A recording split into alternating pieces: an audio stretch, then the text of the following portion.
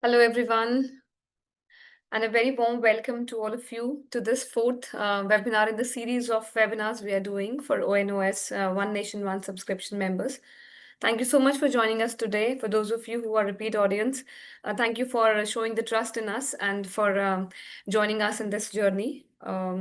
We are very excited for today's session. This is a very different topic we brought for you today about research metrics.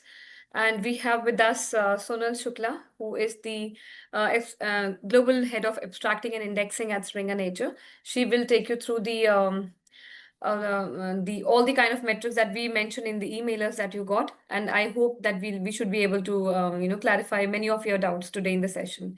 But before, as per the custom, before we start with the main session, we will first do a little bit about ONOS and what content you have through this deal from Springer Nature and the like. So, Sonal Shukla is here, and I'm your host today. My name is Alpana Sagwal, and I work as head of customer engagement and also looking at some of the other countries than India. So, thank you very much. Couple of housekeeping things I will set in the beginning, that we have kept all of you on mute, but that doesn't mean that you cannot unmute yourself. If you raise your hand in the end when we do the Q&A, we'll be happy to do that. But we'll have to see if the time permits us. We'll just see how the time goes.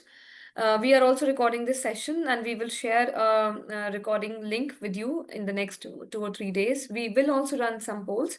These polls are actually the way to find some insights about our audience, how much they know, how much they're curious to know. So we will be running a few polls, and that will be done jointly by me and Sonal. And also, when Sonal ends her talk, we have kept a 5 minutes break for the comfort of all the attendees. It's a late session, I understand, and that's why, as compared to the other webinars that we have done at 3 o'clock, but this one we had to keep it at 5 because Sonal is based in New York and it's very, very early for her. I really thank her that she has really taken the time. It is actually 7:30 a.m. in the morning for her in New York, and she's all warmed up, I think, with a cup of coffee in her hand, and she's to do a very nice session for all of you. So that is why we had to do it a little late, as per the India times.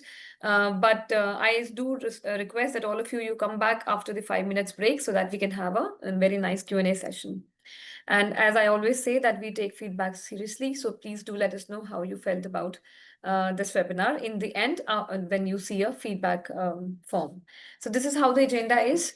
The welcome and housekeeping is going on, which is being done by me. And then I will take you through ONOS site and also what is accessible through this deal. I'll try to take as much as just 15 minutes, not more. And then we will straight away go to Sonal, where she will take you to the entire journey of research metrics. Then, as I said, we have a short break of 5 minutes, and then we have 35 minutes of Q&A section.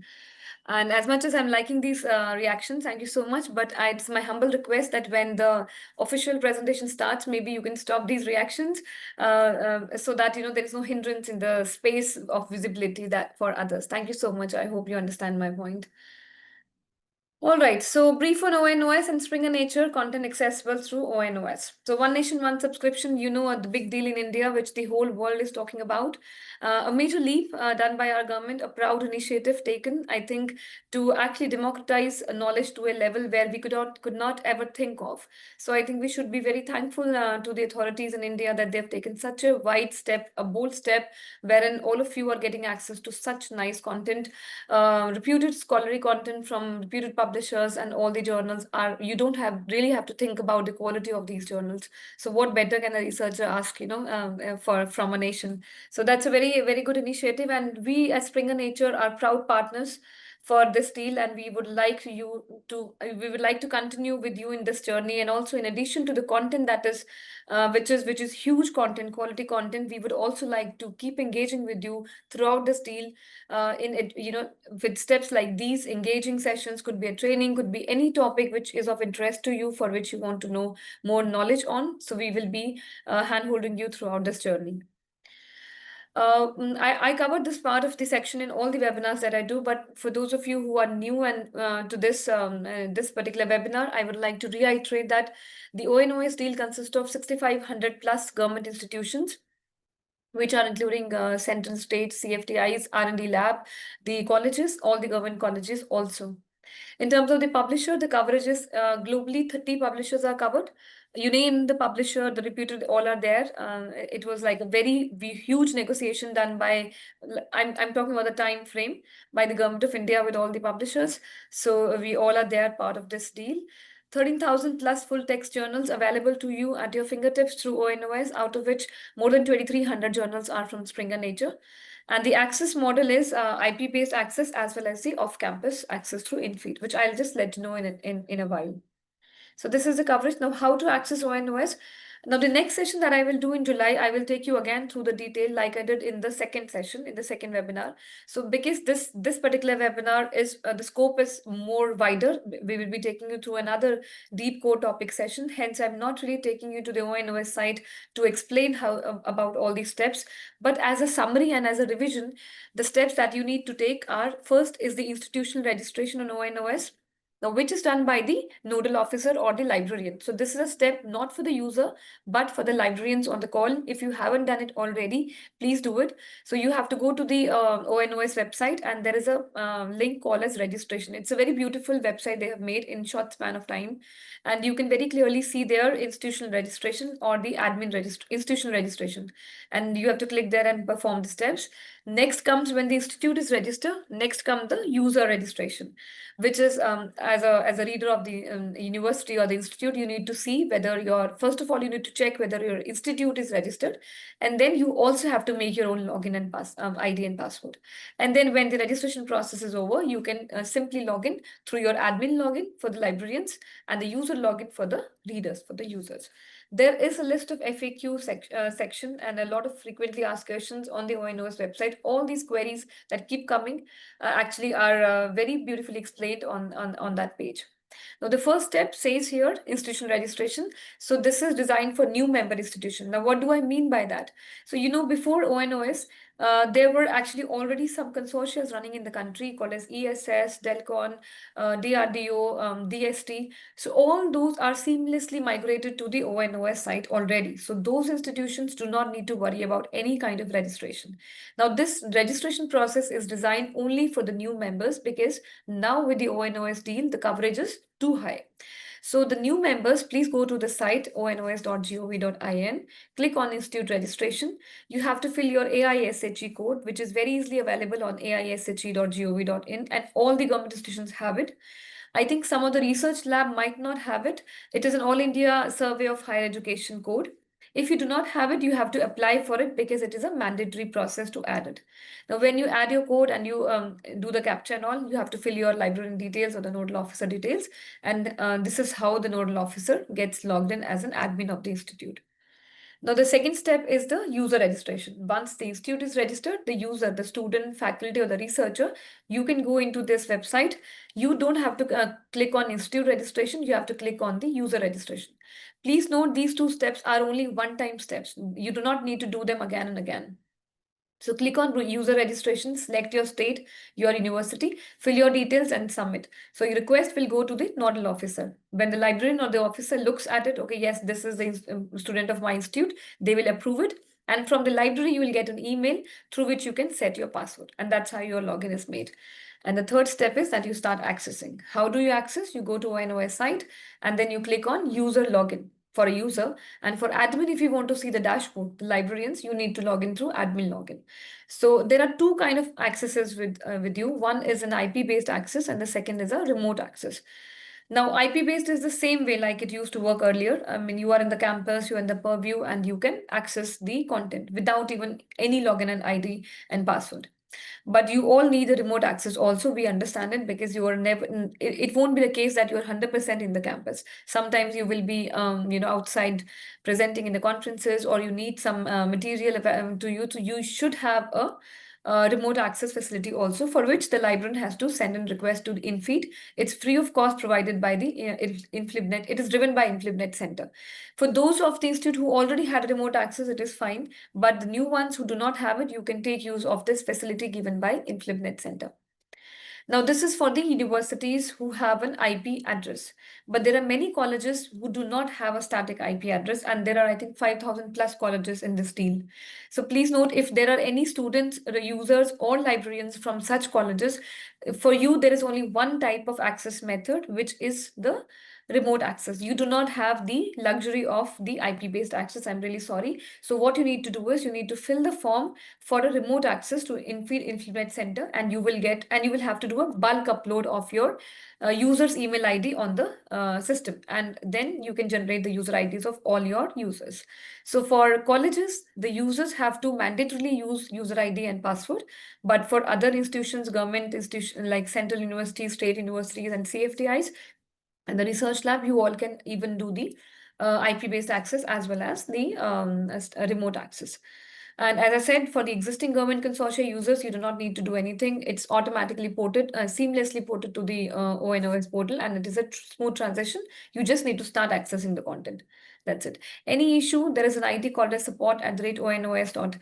It is here, and you can mention all your queries here. And I'll also share with you some of the other IDs which are important in a while. And after this ONOS thing, let me also, just very quickly, for those of you who are new here, also share the screen. So this is ONOS, One Nation, One Subscription. This is the website, onos.gov.in. For the registration, which I mentioned, the first time registration, this is how you go. Institute registration for the librarians. If you click here, it will ask for, if you have it already, you'll have to have the these details. For user registration, this is the user registration, and you'll have to select your state and institute name. So this is the registration part. And then once you are registered, then what you need to do is you need to simply click on login, and you can do institute. So there are two types of login again from the drop down. Institute admin login, this is for the librarian, and the user login is for you all, for the readers.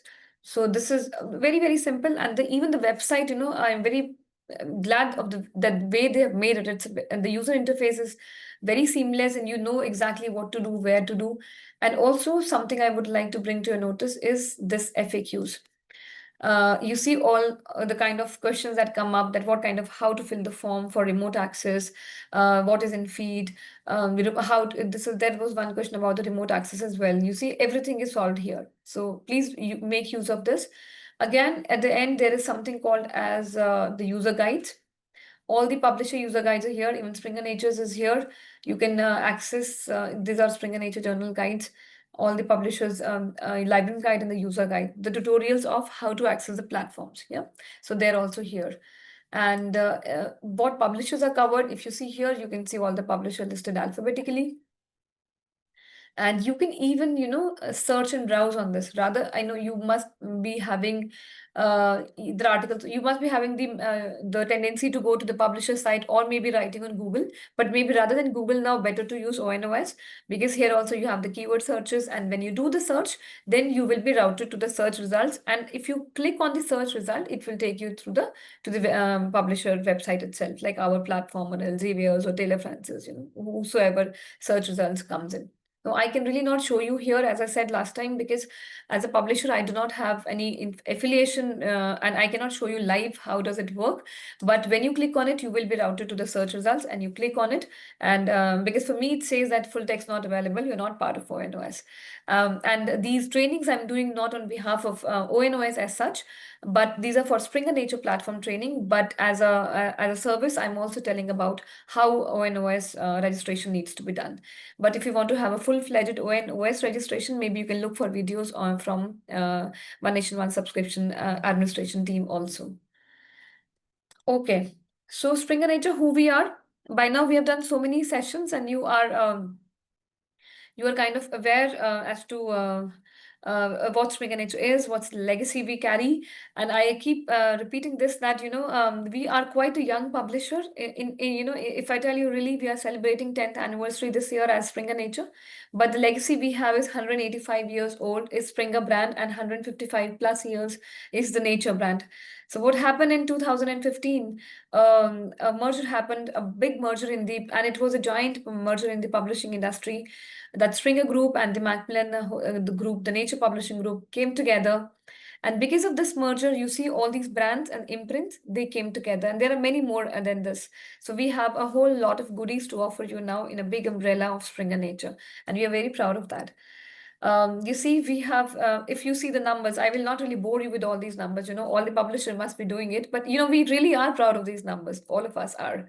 So that's why we have these here. But these numbers are really the testimony to the fact that how we want to advance discovery and how we are actually helping you all in this journey as well. So we have approximately 9,000 employees in over 40 countries.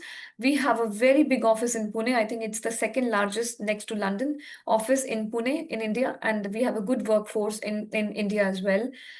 You see the divisions at the bottom left, research, health, professional, and healthcare. These are our education. These are our divisions in which we work. Now, and I'm here concerned about the research portfolio because all the content that you are getting access to is from the research portfolio. Now, we have journals, books, databases, research solutions. So in the interest of time, I may not be taking you all through all of these because, as I said, the Scopus of the session is different. But all of this information is mentioned on springernature.com. I would definitely want to talk a little bit about journals because that is what you have access to, but more importantly, also ebooks. We are the world's largest ebook publisher. And those who have read our books, they know very well there's a big range of, categories of books that we have, like textbooks, reference books, atlases, briefs, pivots.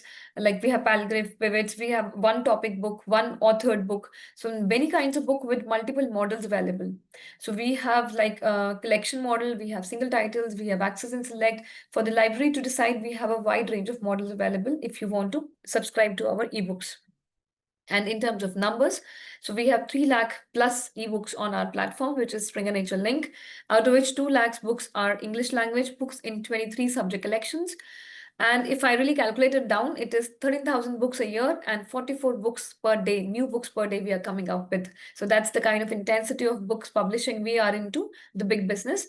And we commission very high quality authors, and we have a team of 400 plus editors who are actually attending conferences, meeting with these authors so that, good quality content come on our site and you are able to build on your research reading these books. So there's a misnomer in the industry that you don't need to read books, but we say that you have to read books for developing your conceptual knowledge, and for the dynamic knowledge you can always refer to the journals. So books are equally important for your research journey. Now, not touching base upon the other products, I'm expecting you might go to our website to read about them. So journals I would like to touch base here is you see a lot of imprints: Springer, Nature, Academic, ADIS, Palgrave, Scientific American, Journal Archives. Archives are the back files of all these journals. So yes, we have a lot of journals, approximately 3,000 plus. We have 700 fully open access journals. Out of that, if we keep 700 out, so 2,300 journals are what is now accessible to you all, which is like our entire portfolio. Academic Journal, Nature.com, ADIS Journal, BMC is fully open access, Nature Portfolio, Palgrave, as I said, Springer Nature, Springer Journals, all of these journals. I do not really have to talk about the quality of these journals. You can see Nature is known for the impact factor it carries, and maybe today's session is about metrics. I should not really be talking so much about metrics, and but yes, this is also just a way of looking at the journal. But other than that, the name itself speaks a lot. These journals, and I would also like to tell, as I said, what is accessible to you out of these journals is entirely all of it. But the good part is you don't only have the current year volumes, but you have access to back files from 1997, even with Nature, which is a question we hear very often, that because earlier the model used to work in a way that only 4 years back files were available with you all. But now, if you see, even Nature 1997 back files, from 1997, the back files are available, which is a very, very, good news for you all, because everybody likes to read Nature, and especially what was published in Nature in the past and how Nature has maintained the legacy of the research it publishes. Now, if I want to just show you the coverage in terms of numbers, you can see here. So the Springer journals, 2,197, 67 Nature journals. Now, out of these Nature journals, one is Scientific American. So I can say 66 Nature branded journal and one Scientific American, the magazine, which is a monthly magazine. Then we have Palgrave Macmillan, 46 journals. Now, these are not open access. These are not fully open access. These are the subscription or the hybrid journal, for which essentially a library had to pay. But now through this deal, you have it at your fingertips. And then academic journals on nature.com. It is 20. ADIS journal 21. I'm sorry. ADIS journals, 21 journals on ADIS. And then Springer, I already told. So this is the breakup of 2300 plus journals that you have. Now you have all of these with you, which you can build your research on. So exciting news for the Indian Research Academy.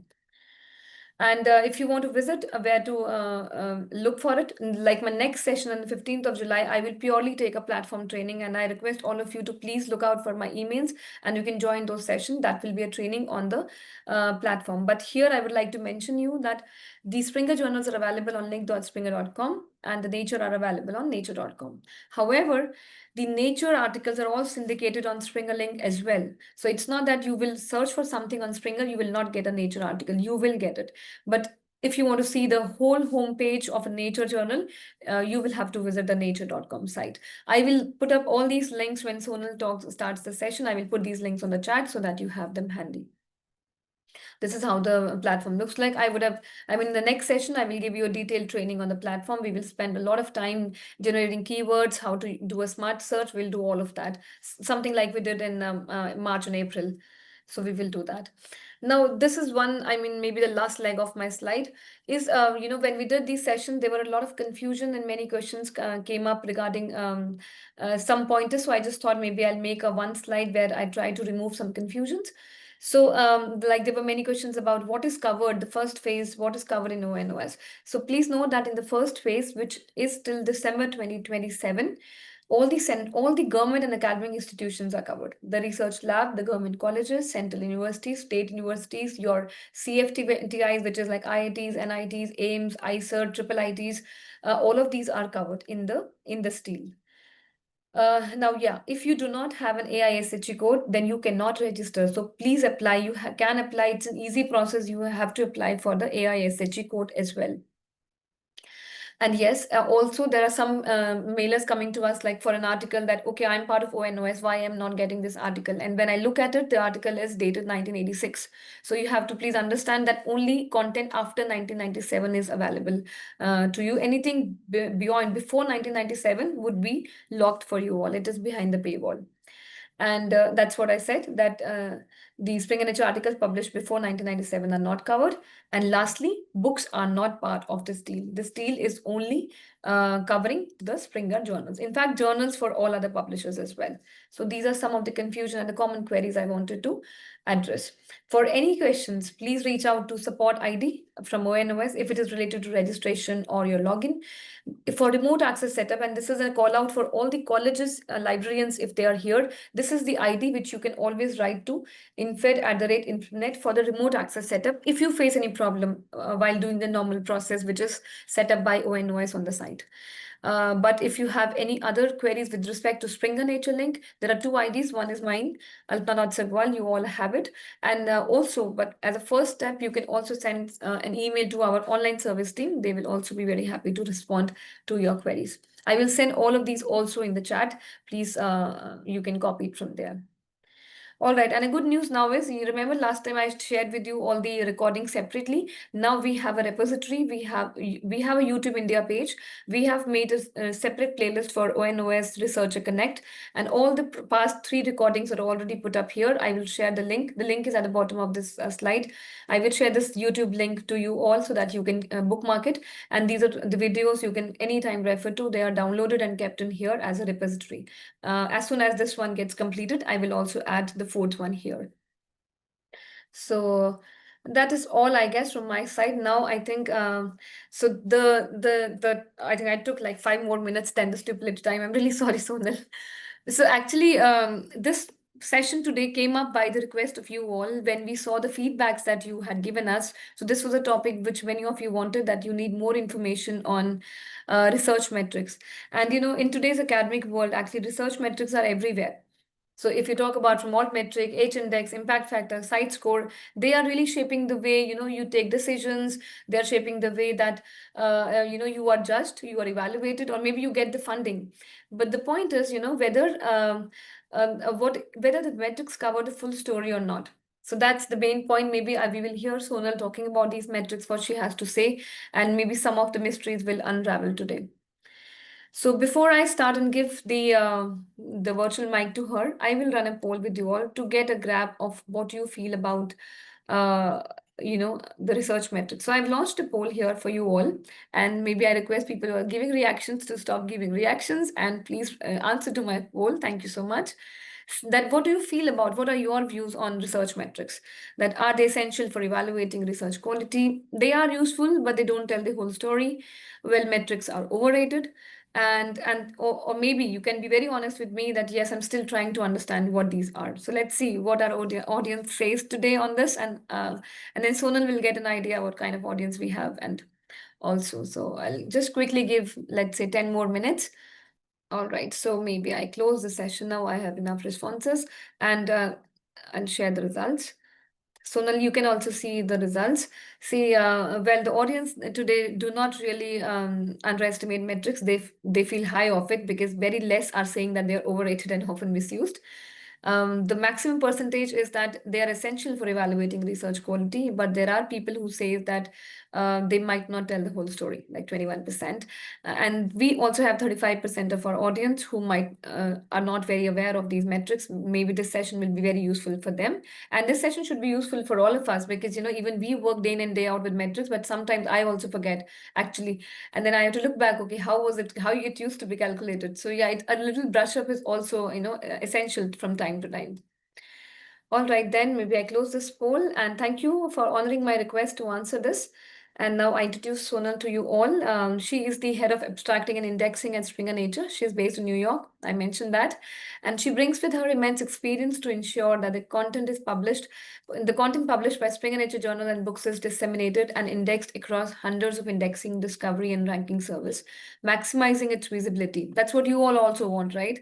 Sonal's team collaborates with the publishing colleagues to help them grow their portfolios and enhance the impact of their content. And prior to joining Springer, Sonal held key leadership roles in library services, medical communications, and knowledge management. So thank you so much, Sonal, for kindly accepting our invitation to do it so early in your time, in your zone. Thank you so much. And believe me, you all, I've worked with Sonal. I've been working with her for since many years. She's, one of the, I can say, the busiest person in Springer Nature. She has a lot on her shoulders because you can understand dealing with these indexing agencies and maintaining all the journal portfolio. So thank you, Sonal, for the amazing work you're doing. And now the floor is all yours. Thank you. Thank you so very much, Alpana. And thank you for giving me this opportunity to interact with researchers from India. Good morning, good evening. Please allow me to share my presentation and we'll get started. So, okay, the focus of the conversation today is all about research metrics. We already saw the poll, so it is very interesting.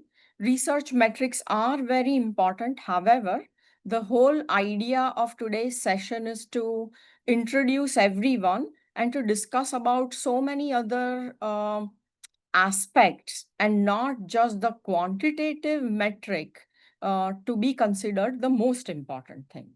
For many of you, this may be kind of a second session or a repeat session, but many participants are completely new. So to bring everyone to the same point, I would want to start my discussion and presentation with discussing the value of indexing. Indexing is kind of a misnomer. Many people still have the understanding that indexing is about, extracting abstract and assigning keywords. That's not how indexing is being done in the 21st century. It is completely automated.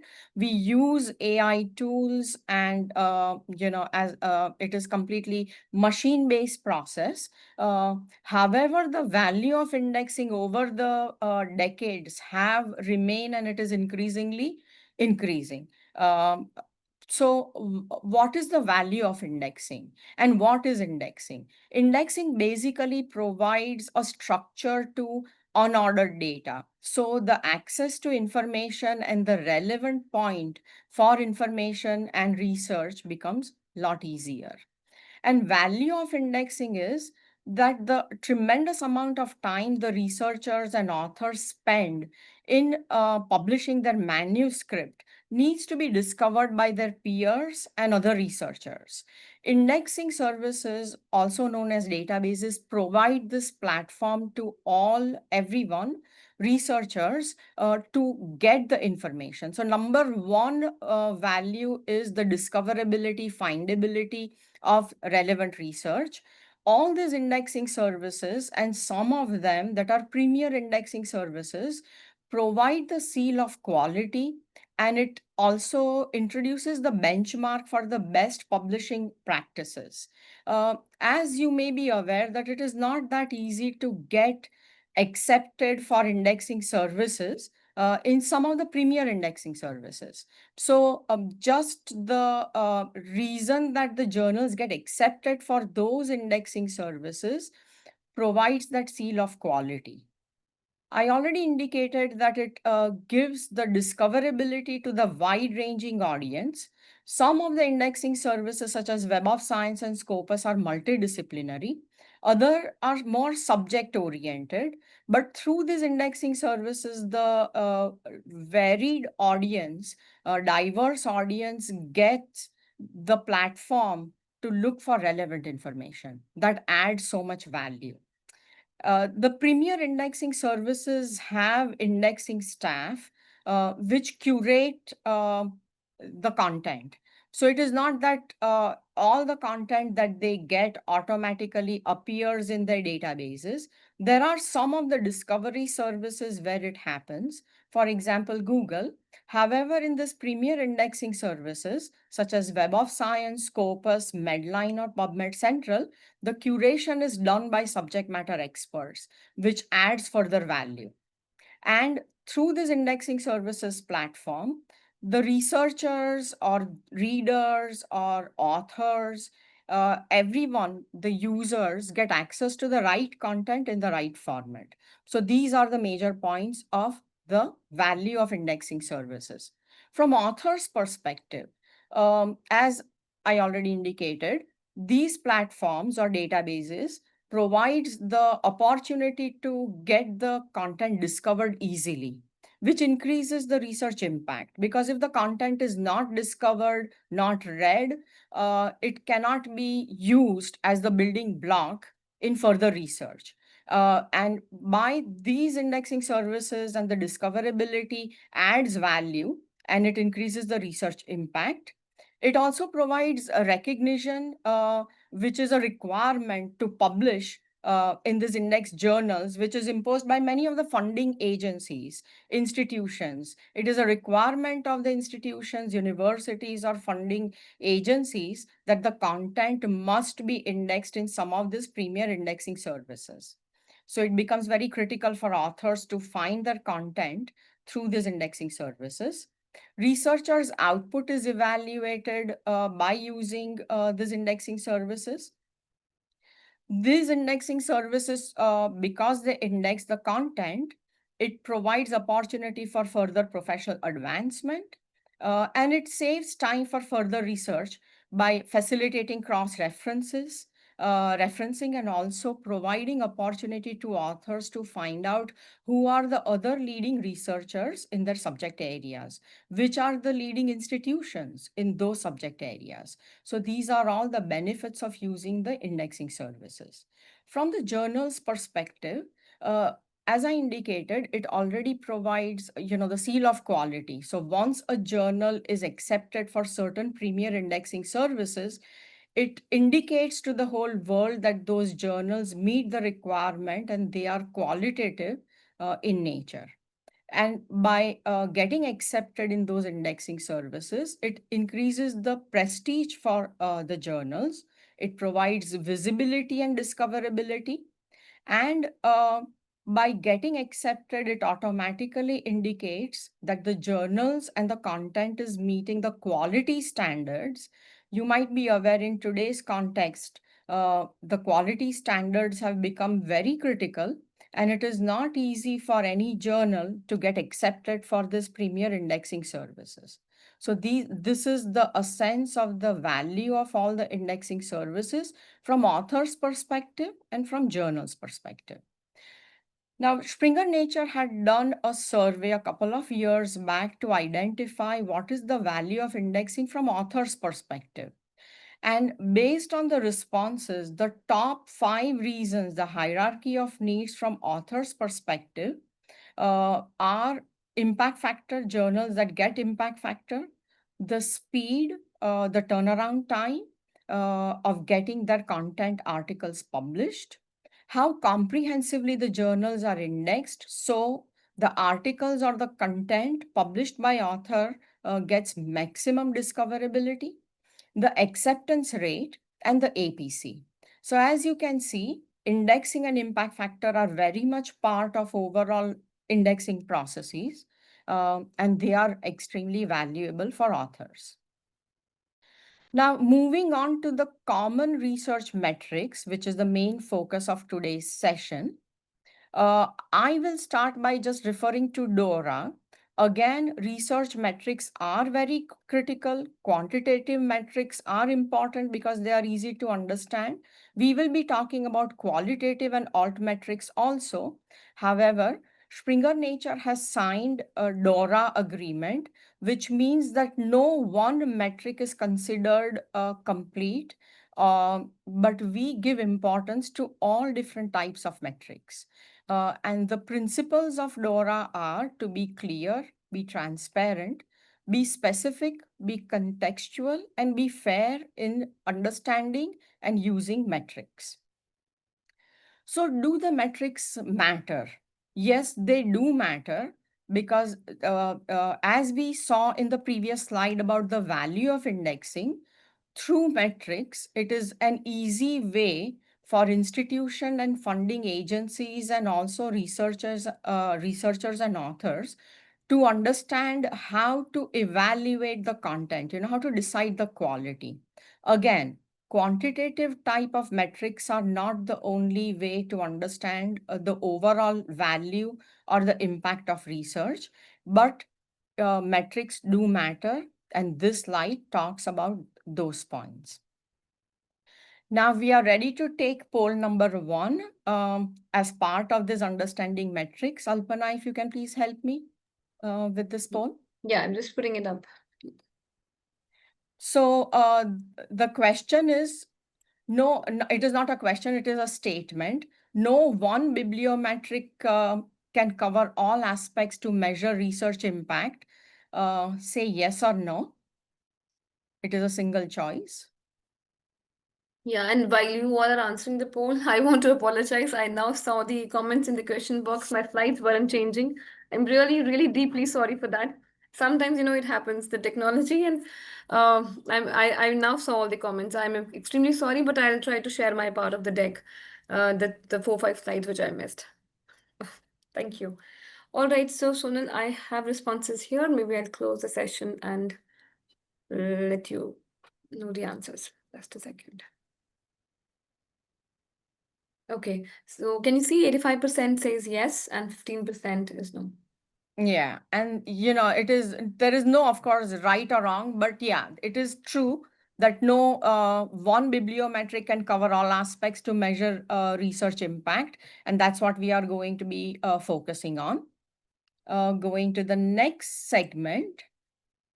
Okay, so what is research impact, right? So we have been talking, the general understanding is all about, quantitative method. That is one very important way of measuring research impact. And because it is very popular, it is easily understood. So until now, the emphasis has always been on the quantitative method of measuring citations and content analysis. But that is changing rapidly. So the impact is usually evaluated by measuring the number of times a certain work is cited by other resources. Again, that's the quantitative way of measuring it. It is important. It is easily understood across a scholarly publishing ecosystem. So that's why it is widely used. But quantitative analysis in itself is not enough. It must be supplemented by qualitative method, such as real life case studies or stakeholder feedback, and assessing how research has informed and shaped public policies. and overall how it has contributed for the well-being of the society, such as improvement in health, education, environmental sustainability. Therefore, again, both quantitative and qualitative metrics are important. No one type of metric is going to be enough. Some key points to remember in evaluating research impact is how has the research contributed to the scholarly record? How has the research been adopted? Is there any clinical application or application in the real world? How has the community benefited from the research? And has the research influenced public policy, law, standard, guidelines? So overall, when we measure everything, all aspects, then research is really measured. The value of research is truly measured. So this is kind of a structure for me as a reference, which makes it easier for all of us to understand what are the different types of research metrics. Again, here the emphasis on quantitative, not so much qualitative. You will see the qualitative metrics at the bottom. But the traditional research metrics have been, there are article level metrics and journal level metrics, institution metrics, and author level. And all of them combined should be considered to measure research, impact of research. So different types of article metrics are, number of times cited, number of times downloaded, the usage, what is the article influence score, source normalized impact per paper, shared it, fixed share. These are the measurement at the article level. And for journal level, it is the most popular, the gold standard is impact factor, which will be, for this year, it will be published next week. Journal citation indicator, immediacy index, which is very relevant for certain subject areas, such as medical and life sciences and computer sciences. Immediacy index could be difficult for some of the other areas, such as humanities and social sciences. But those are all journal level metrics. Or cited half-life, Eigenfactor, CiteScore, SCImago journal ranking, acceptance rejection rate of a journal, and the overall subscription and circulation. Then there are metrics that are useful, to measure the institution. What is the value of institution? Such as Nature Index, SCImago has a ranking for institutions, Essential Science Indicators, which is a product of Web of Science. Web of Science itself provides that information. Scopus provides that information. Dimensions, World University Ranking, and CWTS Leiden ranking. These are all the metrics or different ways to understand the institution ranking. And then, of course, there are author metrics. H5 or H index is the most popular, but there is field-weighted citation impact also. And I-10 index is the variation of H5 because H5 was considered not to be enough. So Google introduced I-10 index, and we will be touching upon H5 index. And then you see the Altmetric, social media mentions that have recently become quite popular. Again, those cannot be used alone. All of these metrics must be combined because Altmetric, social media mentions are kind of alternative, complementary metrics. And then societal impact, sustainable development goals to measure how the research has impacted the health, community, education, environment, and the impact, real world impact on society. So that was the structure of all the metrics to make things easier. We will now talk about the basic research metrics. Before that, let's again get involved in this poll. And Alpana, if you can kindly help me with this poll. Yes, sure. I'm doing So that. the question is, or the statement is, if a journal has a high impact factor, it automatically means it's the best place for your research. Yes, high impact factor means high quality. Maybe it depends on the field and scope. No, other factors like relevance and audience matter more. And the last option is I'm not sure. So please select one choice. Again, there is no right or wrong. And let's close the poll to see what is the reaction. Yes. So the maximum positive responses maybe depends on the field and scope, and that's very correct in today's context. It used to be that high impact factor means high quality, and that's why only those are important.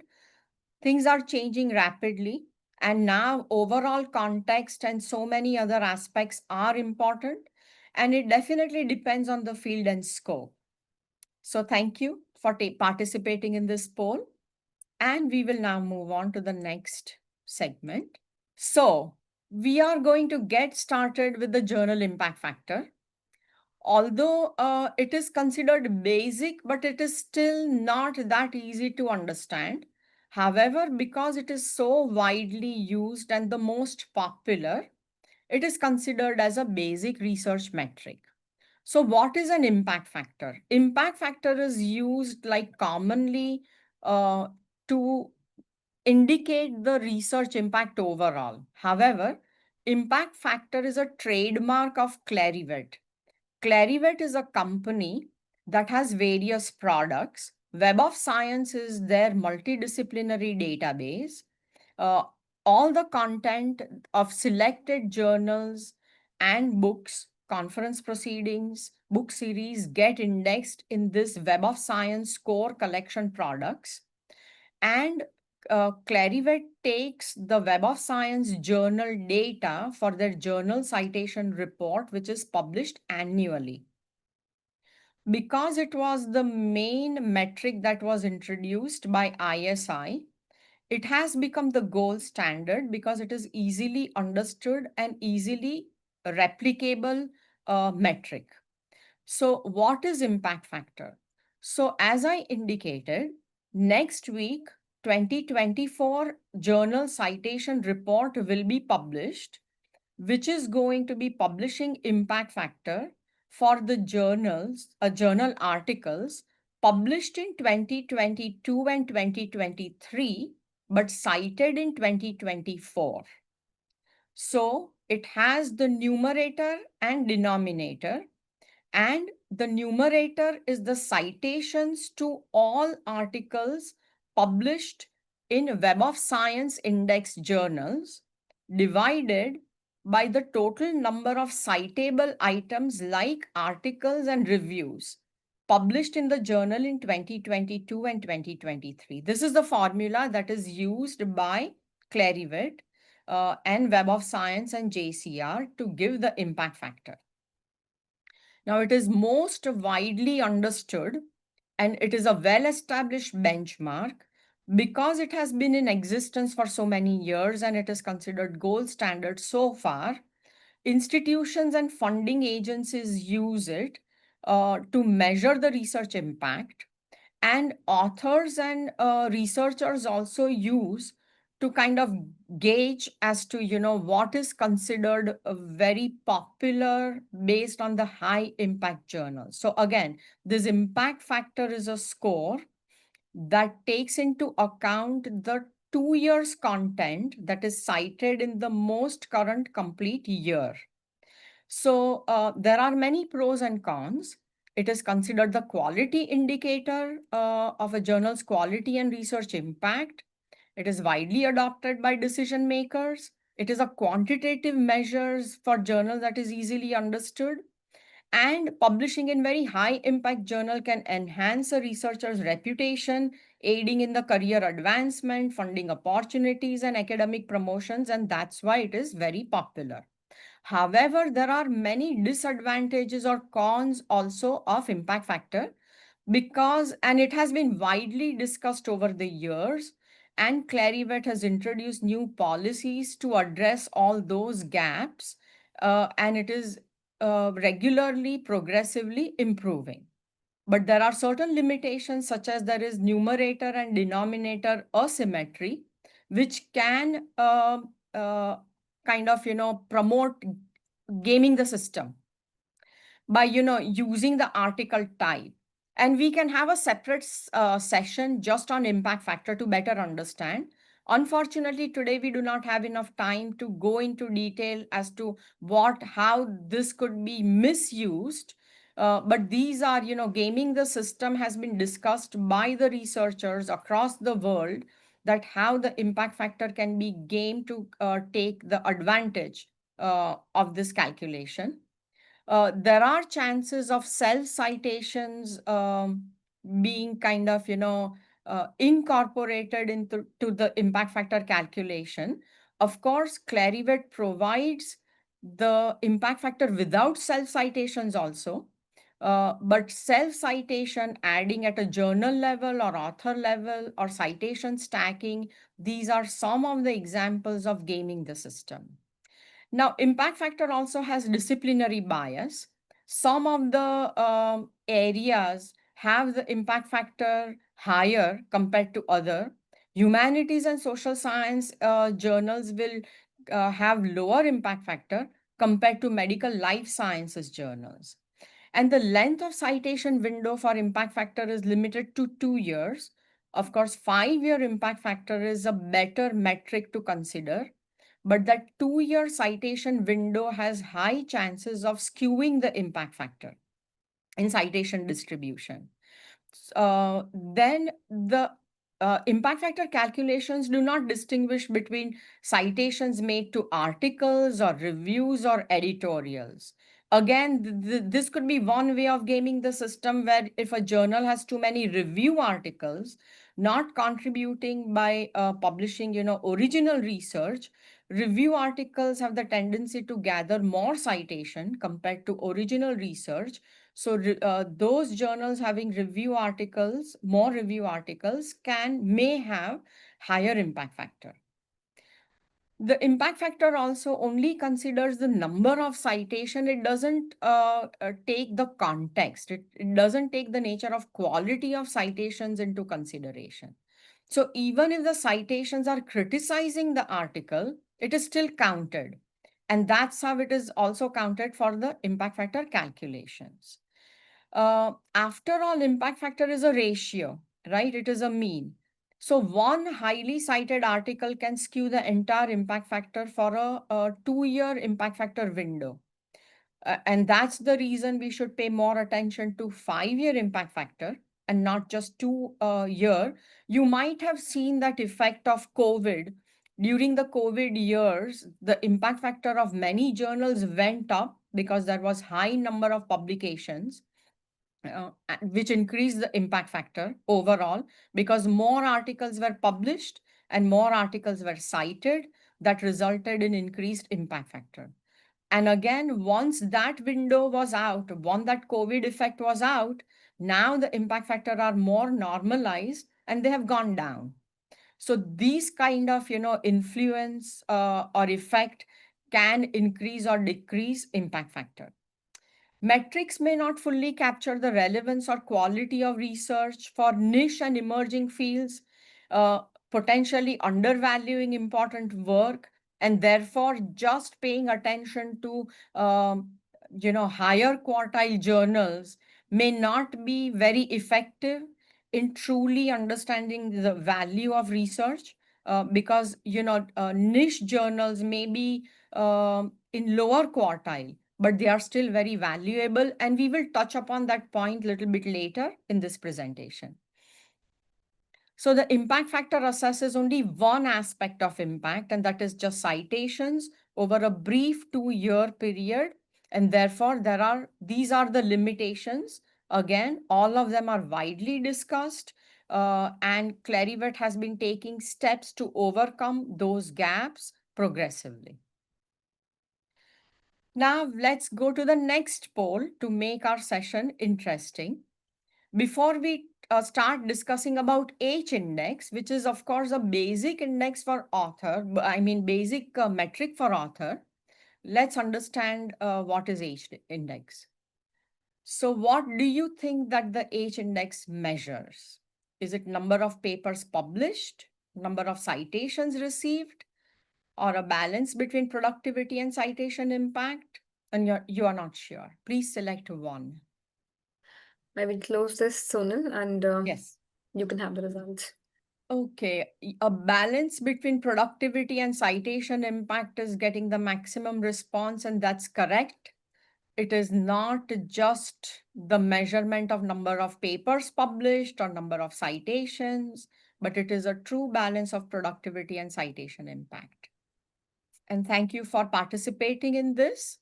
So now we are going to discuss the author level metrics and H index. As I said, H5 index is the most popular one.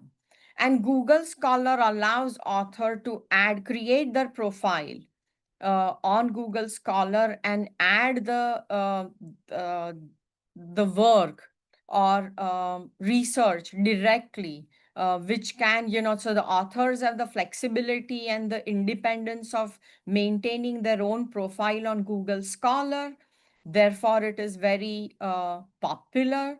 And the H index is derived based from the research that is added in Google Scholar.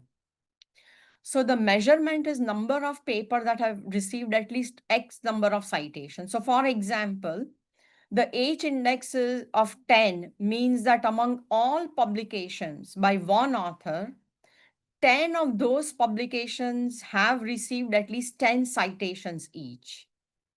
So an H index of 17 means that the scientist has published at least 17 papers that have each been cited at least 17 times.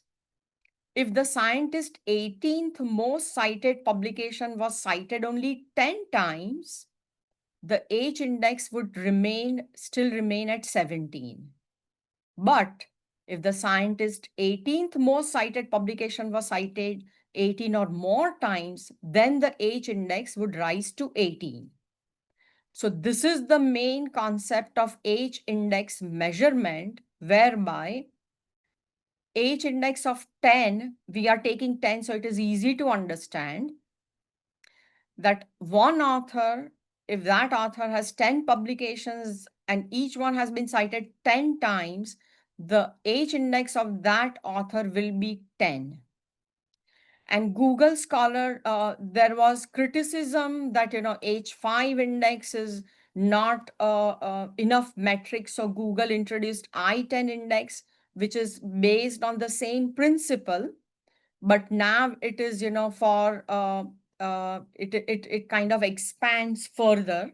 So it counts the number of publication with at least 10 citations. That is the I10 index instead of 5 times for H5 index. So what are the limitations of H5 index?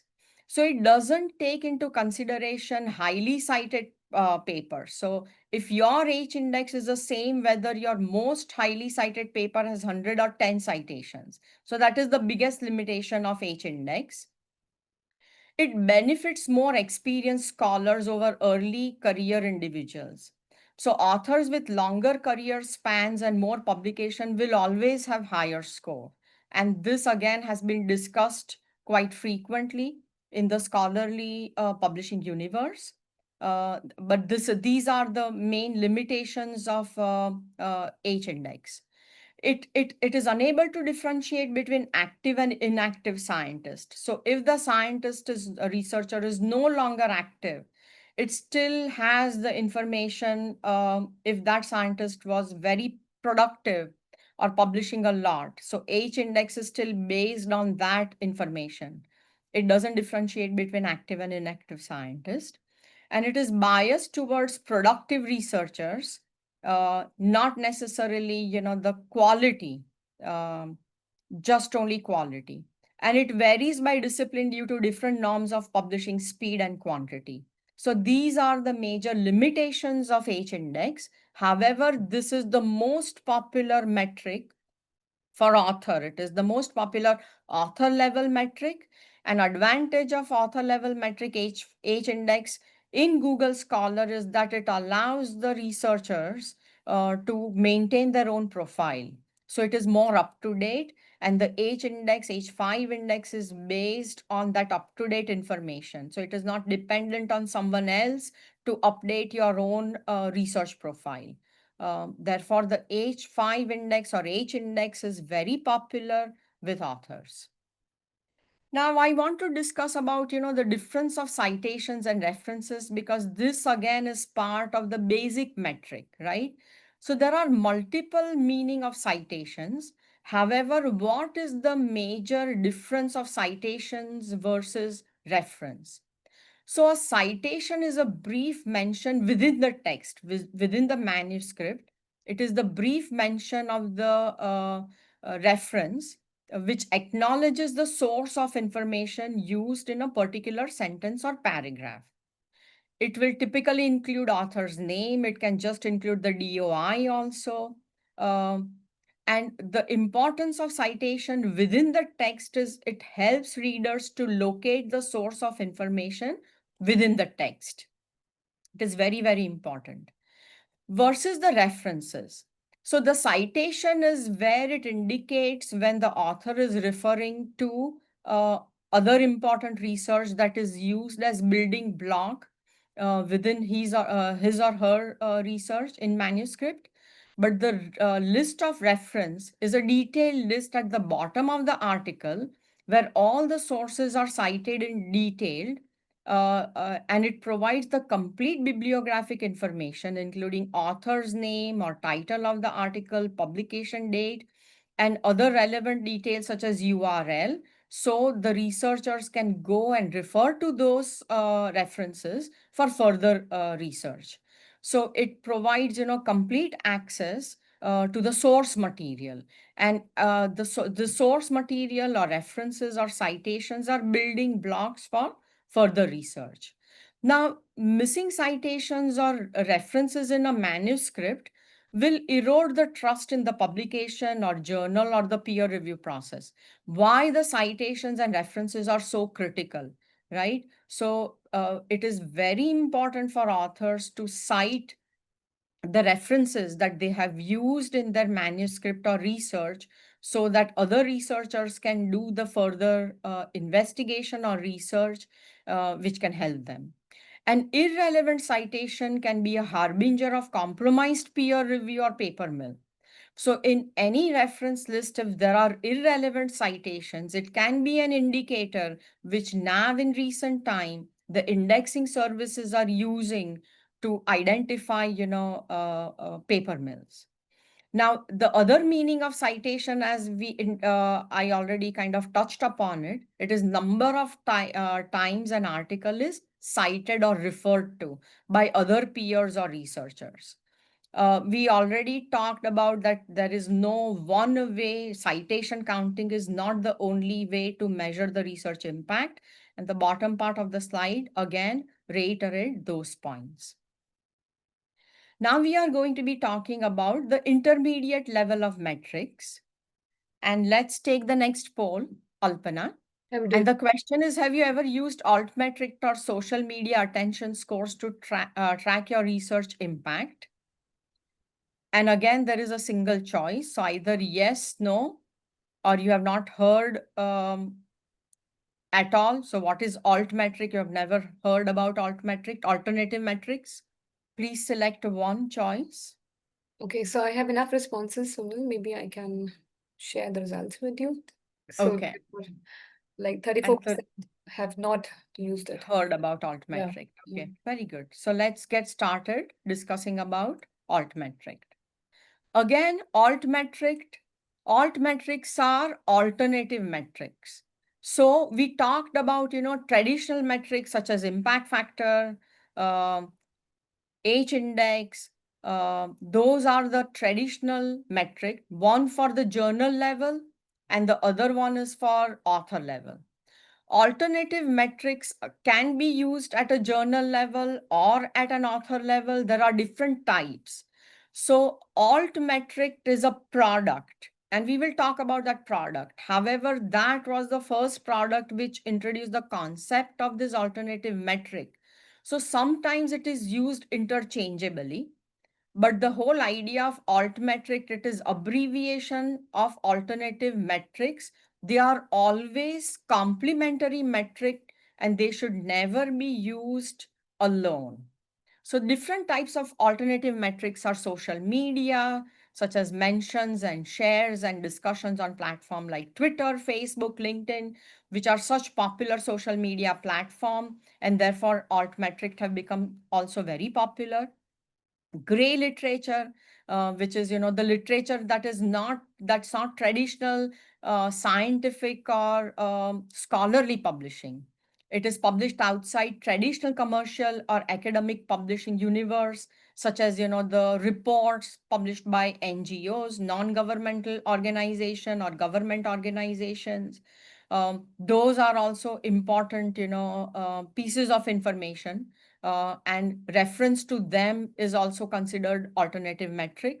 News outlet, the coverage in mainstream media, blogs, policy documents, again, it is the impact of the measurement of the research impact, right? Is the research used in the policy document? Multimedia, again, YouTube, all these, very popular channels that we see in the recent years, the references there, the discussions there, all those are covered under the umbrella of altmetrics.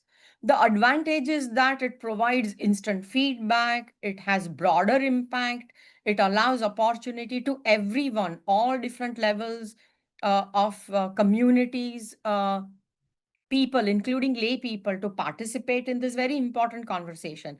Health and environment are such examples where it is applicable and affecting everyone.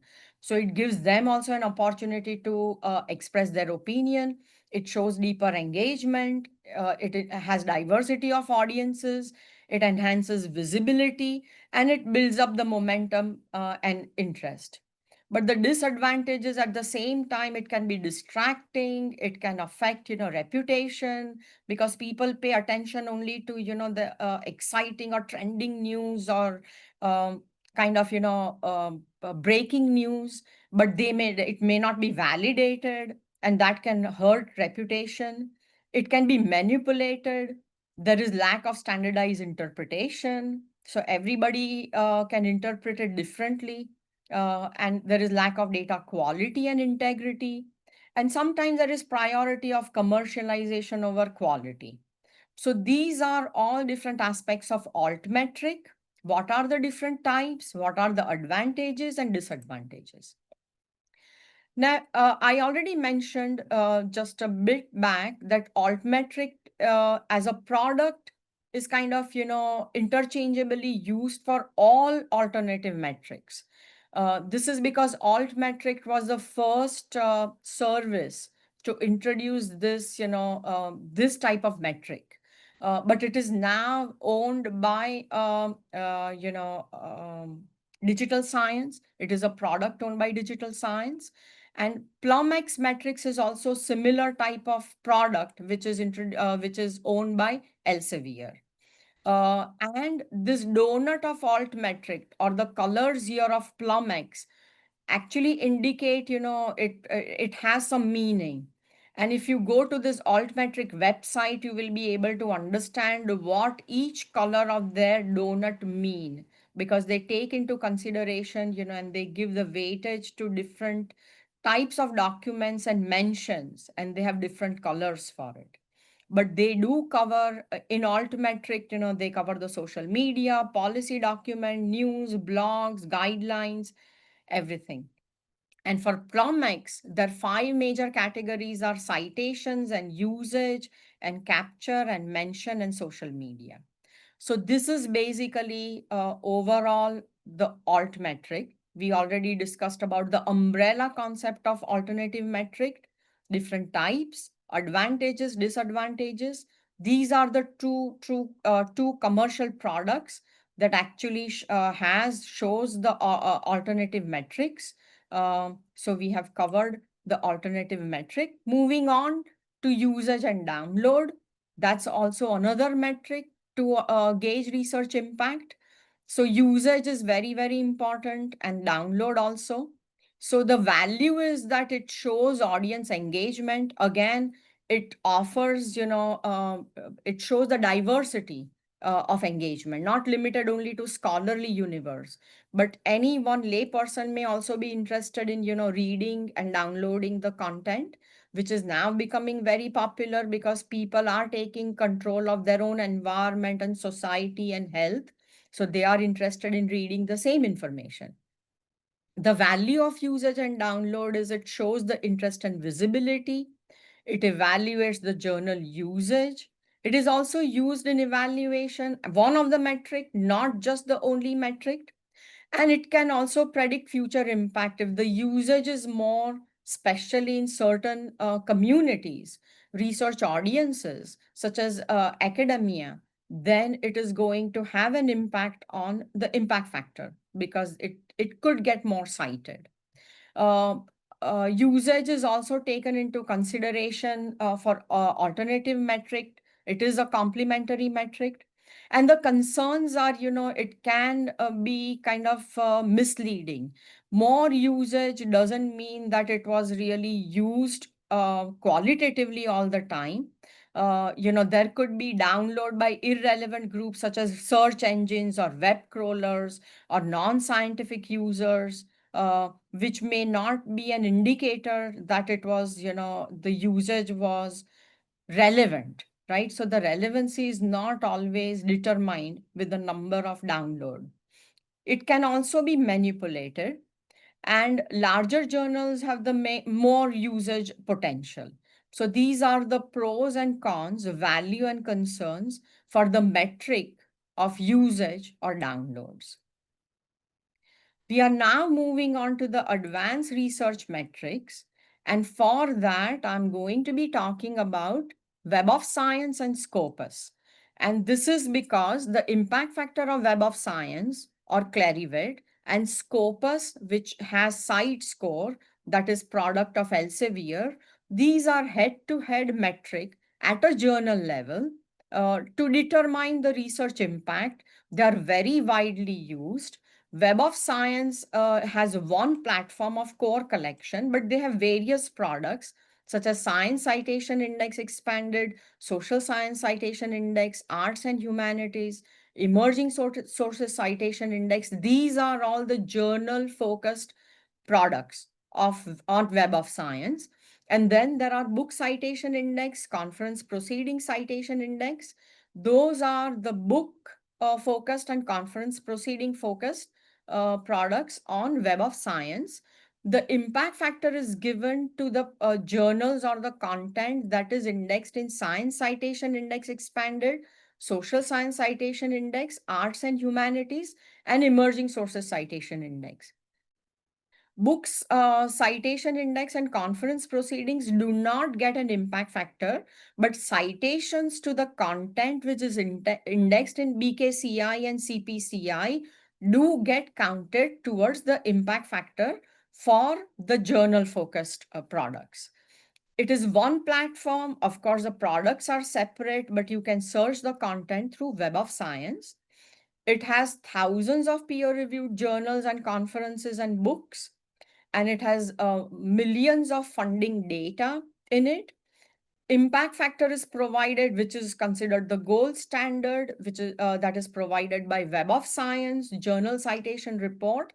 The evaluation and decisions for selecting the content in Web of Science is made by internal editorial team. They have subject matter experts, and the evaluation process of Web of Science is extremely selective and not easy. They do a very thorough systematic checking and then select the journals to be indexed in Web of Science.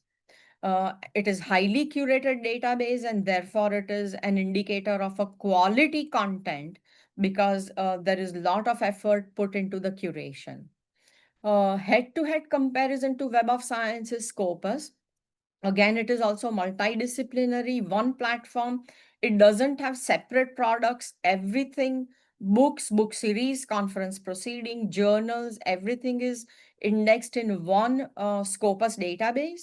It has thousands of titles and thousands of publishers worldwide. Again, it covers, it is multidisciplinary, but it has more social science content because it has book series and they focus on HSS. And therefore, the content in social sciences is more in Scopus. Scopus provides CiteScore and SNP. Evaluation and decisions are made by the external subject matter experts. It is known as the Content Selection and Advisory Board. It is an international group of scientists, researchers, and librarians. They make the final decision of selecting the content for Scopus. Scopus Index journals are grant eligible for Indian authors and researchers. This is very important. Getting the content index in Scopus has recently become very important for Indian authors and researchers because there is no longer University Grants Commission list of journals that has been replaced with Scopus Index journal list. Therefore, Scopus is very important. It is moderately curated. It is definitely curated. However, it is not as stringent as Web of Science. So these are the two leading multidisciplinary indexing services. Both provide impact factor, research metric at a journal level. Impact factor is provided by Web of Science and CiteScore is provided by Scopus. Now, here is the difference. We already touched upon impact factor, how it is calculated. So for 2024 impact factor, the numerator, which is the top number, is going to be citations from journals, proceedings, and books to all 2022 and 2023 content divided by number of articles and reviews. So only citable items in the denominator. CiteScore, similar concept, however, they take more number of years and their numerator and denominator article types are the same. So whatever they take citations from articles, reviews, conference papers, data papers, and book chapters. It is the same as the denominator.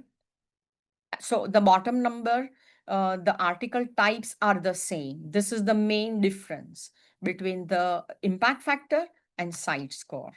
There are some common things, but again, in the previous slides, I've already touched upon. The major difference is the time year. Impact factor takes 2 years of publications into consideration, whereas CiteScore takes 4 years into consideration. Impact factor provides quartile information. CiteScore on an ongoing basis also provides percentile information. So these are the major commonalities and differences.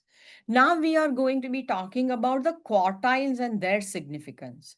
So you might have heard emerging researchers and authors talking about high quality journal. So the perception is that the high quality journals are the journals in Q1 and Q2 quartile. So based on the impact factor within a subject category, Clarivate, in the journal citation report, they divide that subject category into 4 quartiles, and the topmost journal in 25% from 0 to 25 on the top are in the Q1, and then from 25 to 50 go into Q2, 50 to 75 going Q3, and 75 to the low, like the last quarter is Q4. And again, the perception is that high impact and visibility journals, the journals that are very well-known, reputable, are in Q1. It has substantial contributions. It has significant citation accrual. It is widely respected and chosen for the publication of innovative research. These are the perceptions. This is the understanding of Q1 journals. For Q2, the perception is that it has moderate impact and visibility. It has moderate accrual of citations. It is significant but not as groundbreaking as Q1 journals. And it is valuable and it enhances the researcher's reputation. Q3 and Q4 are considered lower it is for Q3, it is, diminished impact, visibility. Uh, it has, local niche interest. So very niche journals are many times in Q3 because, it is used by a very niche audience. So the impact is lower. It has fewer citations. It is appropriate for disseminating incremental or specialized research. And Q4 is lowest impact visibility. It has limited significance and reach. It has minimal citation and does not enhance the researcher's reputations. These are the perceptions, right? And these are the 4 quartiles. Of course, they are very important. Again, when I'm talking about these quartiles, I have journal citation report and impact factor in mind. However, the same quartile concept is also used by SGR and SCImago. But what I want to discuss now, that just considering Q3 and Q journal as not important, that's not relevant anymore. Because in today's 21st century, just the content that is published in Q1 and Q2 is not considered enough. Low quartile journals are very valuable too, and they support global research. And Springer Nature has published a white paper that shows that journals with lower impact factors are widely used and they contribute meaningfully to the global research landscape, supporting specialized fields and fostering inclusivity. Especially for Global South, this Q3, Q4 journals are very important. But this white paper has some key findings. And these key findings, 5 key findings, are that all validated research has value. Q3 and Q journals develop and sustain specialized field and emerging disciplines. They provide essential platform for global discourse and equity. Journal rankings are not static. What is in Q3, Q4 today, if they are new launches, over the years, those journals will definitely go into higher quartile. So just because those are new launches and not attracted enough attention of the research community, it doesn't mean that they will remain in those quartile forever.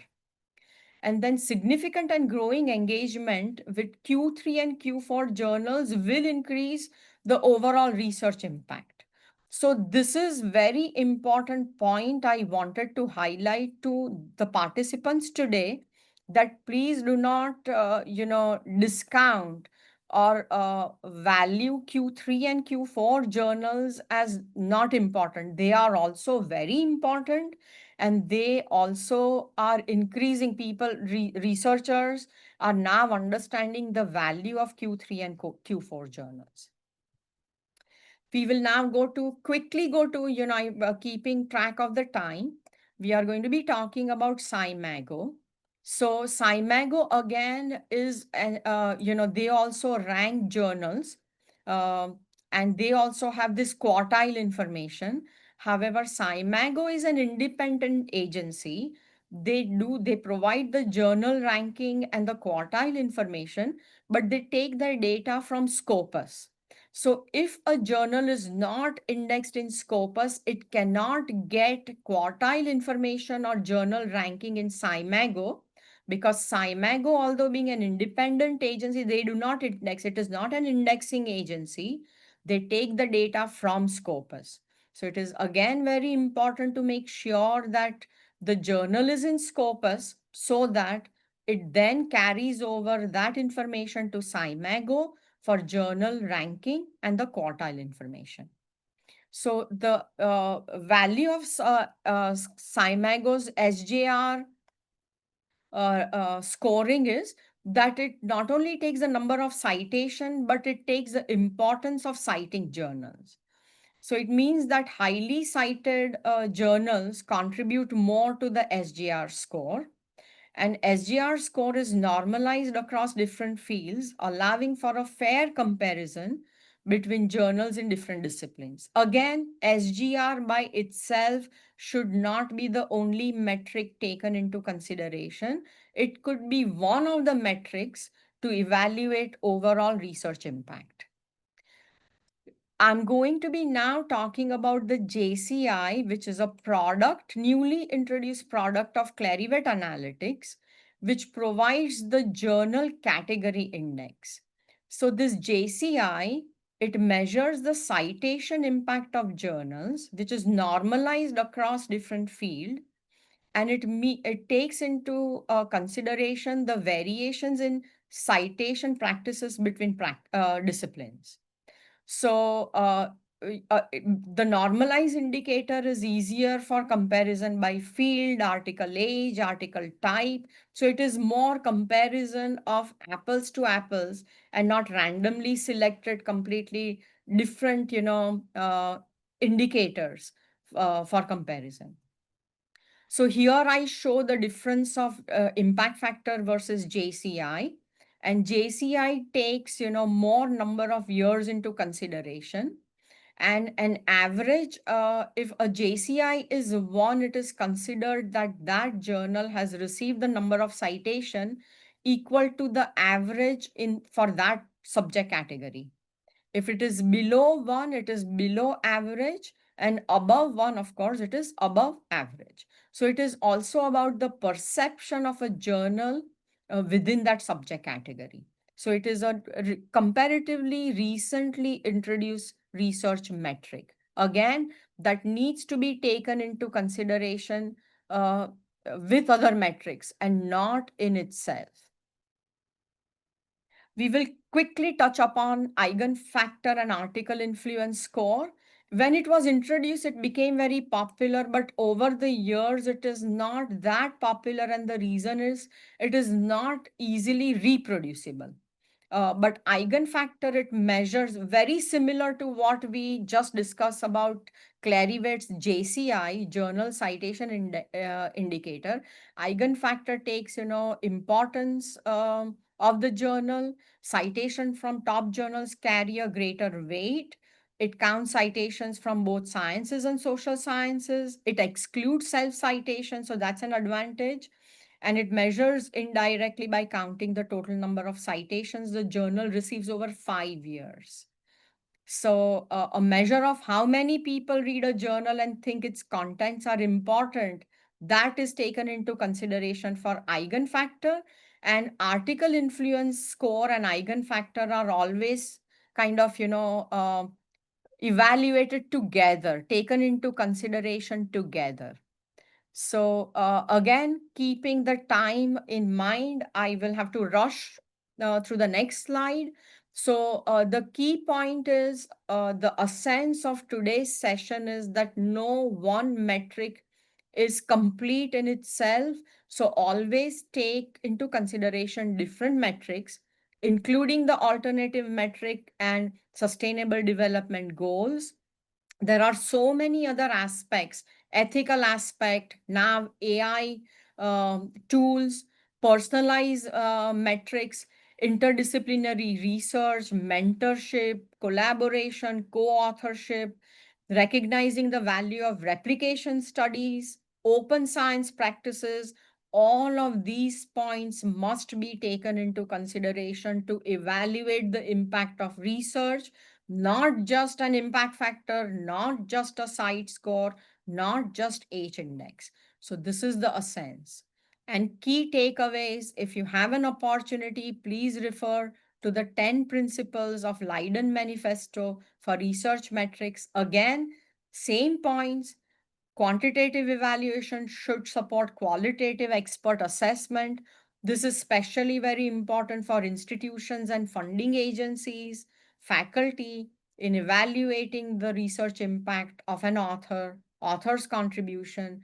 Please take all these different metrics into consideration. And these are the 10 principles of Leiden Manifesto that should be taken into consideration.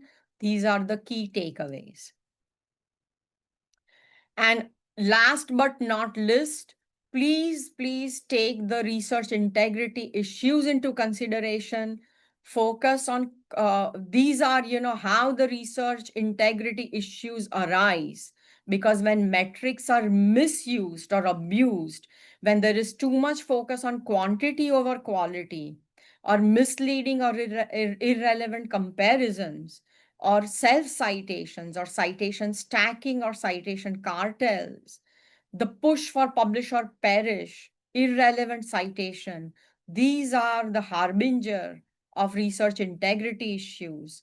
And again, these aspects should also be taken into consideration, should be, everybody should pay attention to these areas also.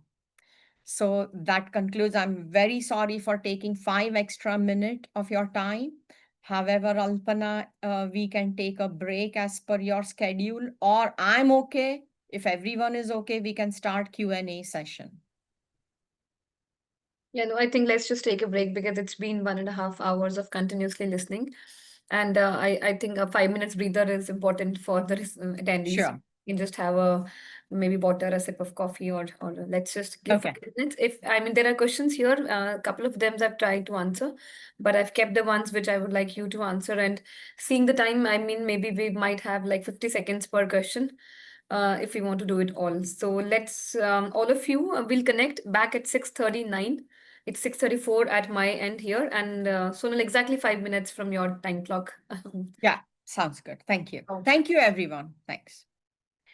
Yes, Okay, so I'm let me also here. start with the question. Yeah. And thank you first of all for that. I mean, you had a lot to cover, and I can understand it is not possible in 1 hour. But I mean, our attendees will have the recording of the session for as a resource for future. So you were talking about that it is important to combine qualitative and the quantitative methods of research. So we have a question from Dr. Kamath exactly on that point. Why is it important to combine both these methods when evaluating the research impact? Right. So no one metric is complete in itself. And as we have seen that there are so many cons of each one of them. And therefore, the qualitative metrics will provide a better understanding of the context, which quantitative metrics might completely miss. So as an example, impact factor just takes citations into consideration. Now, those citation could be very critical citations, not maybe helping the research. But those are also taken into consideration in deriving the impact factor. And that's where the qualitative measurements, qualitative metrics come into the picture so that the research can be evaluated completely, comprehensively, and not just based on number that may be not relevant or not good. So it has to be put into context. So that's the reason qualitative and quantitative both should be taken into consideration. Okay, thanks, Sonal. Another question from Dr. Kamath is, based on the slide showing the author's hierarchy of needs and the survey of deciding factors used by authors for most recent article submission, N is equals to 9876, how do the roles of impact factor, speed of publication, and journal indexing influence an author's decision to submit, and why might these be considered the foundational elements in the decision-making pyramid? Right. So let's take about indexing, right? So indexing allows that comprehensiveness and of discoverability. So I'm going to use Springer Nature as an example because I work for Springer Nature. So we have partnership with over 200 discovery services, indexing services, digital archives. So this automatically allows author to get their content discovered globally. So there are more chances of the research getting read, being read, or getting cited. So that's the comprehensiveness of indexing. That's one of the considerations author take into account while submitting their manuscript to a journal. Then impact factor, because impact factor has been the gold standard so far. The perception is that impact factor, high impact factor journals or journals getting an impact factor is preferred by institutions or funding agencies. So until that changes, and it is rapidly changing, but until that completely changes for authors, it is important to consider the journals that are getting an impact factor to submit their manuscript. Of course, CiteScore is also becoming quite important. So either CiteScore or impact factor. And the third one was, okay, indexing, impact factor, and Speed what of was it? publication. Speed of publishing, right? So if the journals take a very long time, turnaround time, the result, or the finding may lose relevance or value. So from author's perspective, it is very important that the turnaround time of acceptance is not too long. And most of the publishers are now paying attention and working towards lessening the turnaround time and expediting the peer review process. However, it needs to be balanced. So if a journal turnaround time is 48 hours, that may not be good, right? Because authors want systematic peer review to be done. And that's what indexing services are also going to look into. They do not want a journal doing very quick turnaround peer review, which means they have not paid attention to it. So it needs to be balanced. So that's the answer to your question. Thanks, Sonal. So Neha Gupta is asking, some good publishers as Elsevier have few journals that do not have impact factor. Is it okay to consider these journals for our manuscript or research publication? So that's completely your choice, right? So the whole idea of today's session was to introduce you to all these different quantitative and qualitative metrics. So it's completely author's choice to decide what they consider important. But overall, it is again the what is important for the funding agencies or for institutions, that's going to play a role. So for an institution, if impact factor is important, then it will become important. But my answer to your question is, if a particular journal doesn't have an impact factor today, eventually it may get an impact factor. However, the policies of each indexing services will vary for coverage, so please take that into consideration. For example, Scopus will select the back content, whereas Clarivate may not. PubMed will also select back content. So please take all those points into consideration. Okay, thanks, Sonal. Thanks. And we have a question which is like quite strange, and there is no name to this question. It is anonymous. So it says some substandard journals have a high impact factor. Substandard journals. How can we differentiate between good and bad? And how can we differentiate the good journals and these substandard journals for publication from a researcher's point of view? So again, so substandard journals having high impact factor, please do not just go by that metric. Then compare that journal where it stands with SCImago, for example, or the CiteScore. So take multiple metrics into consideration to evaluate or gauge journal. So using the term substandard may be relevant for one indexing service. It may not be relevant for another indexing service. So do not compare or just don't depend on one metric. Take multiple metrics into consideration and then judge or decide whether it is truly a substandard or it offers value. Okay. Thanks, Sonal. And Nitin is asking, Nitin Katake, are there certain measures to limit citable articles by known journals? Are journals taking some measures to limit the citable articles? So the journals will no citable. Yeah. Oh, I understand. You mean the impact factor numerator versus denominator. Because in the denominator only research and review articles are considered. And many of the article types, their citations are considered for numerator, but they are not considered for denominator. And that is one way, it used to be one way of gaming the system. However, Clarivate has become very aware of this situation, and they then decide based on the type of article. So, the journal may label it as an editorial or a commentary. However, if the format of that article, if it has multiple authors, it has figures, it has table, it has data, it has long list of references, it is still going to be considered as an article and not as a commentary or editorial or letter. So even when the gaming, when people try to game the system, uh, other stakeholders have become aware and they do take all these points also into consideration. So Did I answer that question for Nitin? Can Nitin let us know? Yeah, maybe I'll look out for any comment from Okay. Q&A. Yeah. And there are two questions on 5-year impact factor, Sonal. Sunaina is asking, is last 5-year impact factor acceptable or from the first publication to the current? And Amina is asking, sometimes the 5-year impact factor is also mentioned. So should we consider 5-year impact factor for 5-year impact factor usually gives a better understanding of the consistency of value of that journal. As I say, 2-year could, one article can sway 2-year impact factor. So it is always better to take 5-year impact factor also into consideration. But you can't selectively use a 5-year where it is favorable. So you need to take the current 5-year impact factor when current? you're evaluating a journal. But yeah, always compare 2-year and yeah, pay attention to 5-year impact factor because it provides more consistent impact factor value over the years. Yeah, okay. Dr. Kamath is also asking, what are the different type of research metrics used to assess articles, journal, institution, and authors? Please favor me with the response. I think this was the response, Sonal, when you had just started. So Dr. Kamath, Sonal has actually elaborated them all in the presentation today. We will be sharing the link to watch recording as well.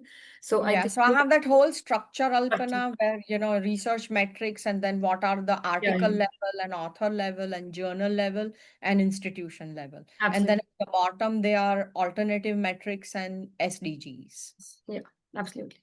Okay, one question, Sonal, is why does an open access journal has low impact factor compared to a hybrid journal, even though the journal has higher citations? So I'm not sure we have to take that into context, right? I would not make a sweeping statement that all open access journals have low impact factor. So we have to take subject category into consideration. What are the other journals? Why are they not open access? The reputation of those journals. So there are multiple reasons. So I would not use a blanket statement that all open access journals have lower impact factor. That is not the case. We have to decide on a case by case, category by category, and take multiple factors that are in context into consideration. Okay, thanks, Sonal. And Apurva is asking, hi ma'am, suppose I have published a paper and continuity of that work, I need to publish another paper. And am I now allowed to cite my first paper in my second paper or not? Absolutely. Excellent question. So self-citation, this is an important question for self-citation. There is a different approach for self-citation, author self-citation versus journal self-citation. Now, author self-citations will be needed because you are building your research based on your previous research. So definitely, absolutely, you are allowed to do it and it is acceptable.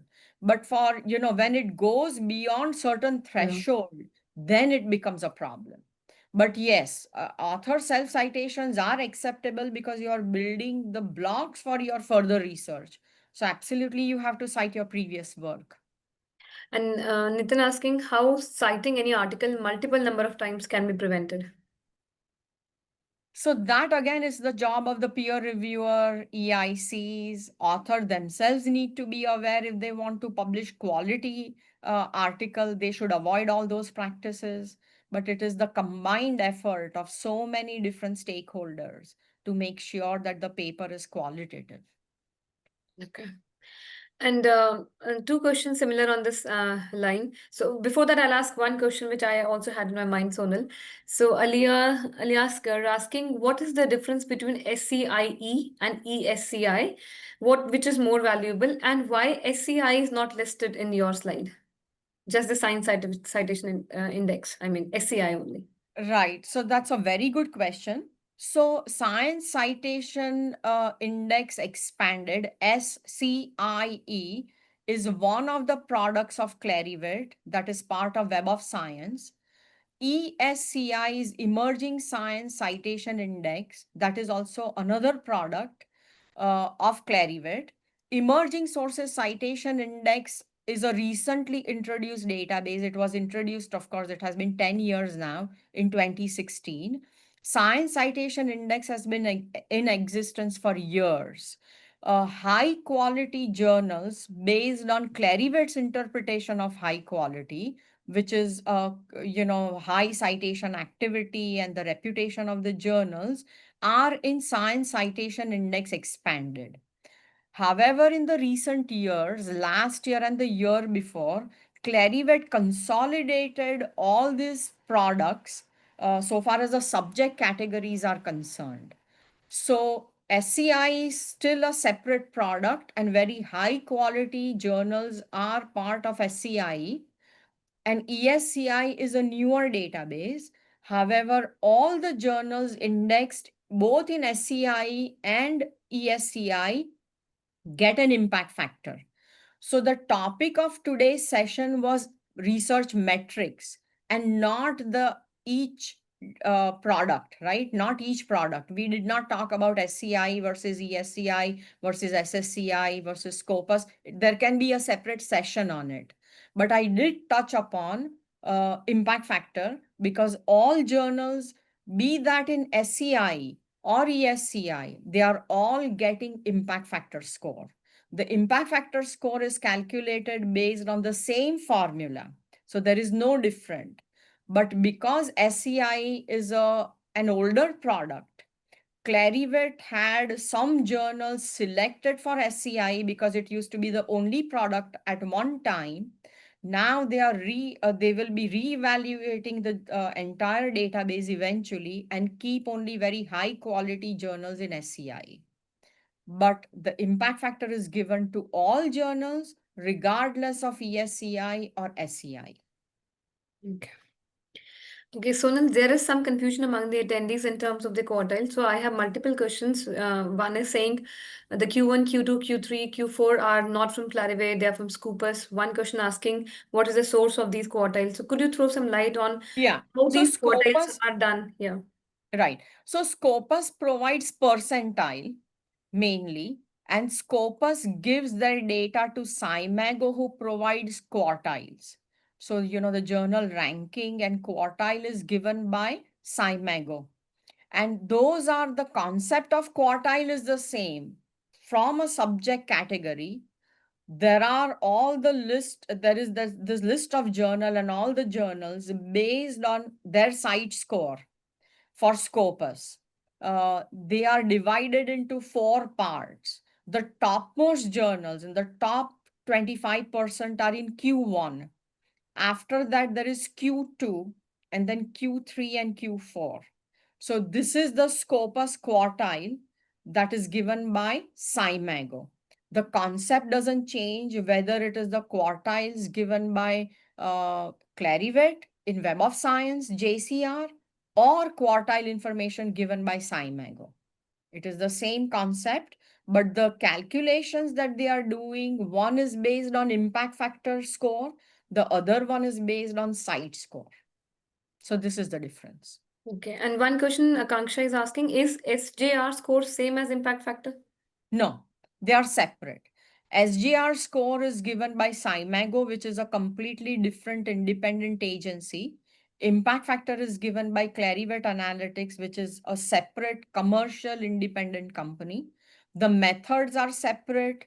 Their evaluation processes are completely separate. So they are not the same. They are completely different.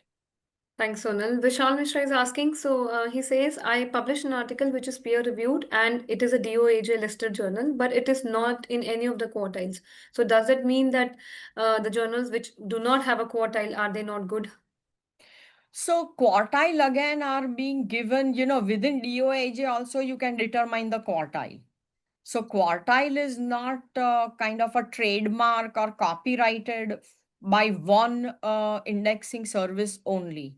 So if your journal is DOAJ index, then they do not give quartile, but the journal has to be, in order for you to get the quartile that is understood by the researchers, your journal needs to be either in Web of Science or in Scopus.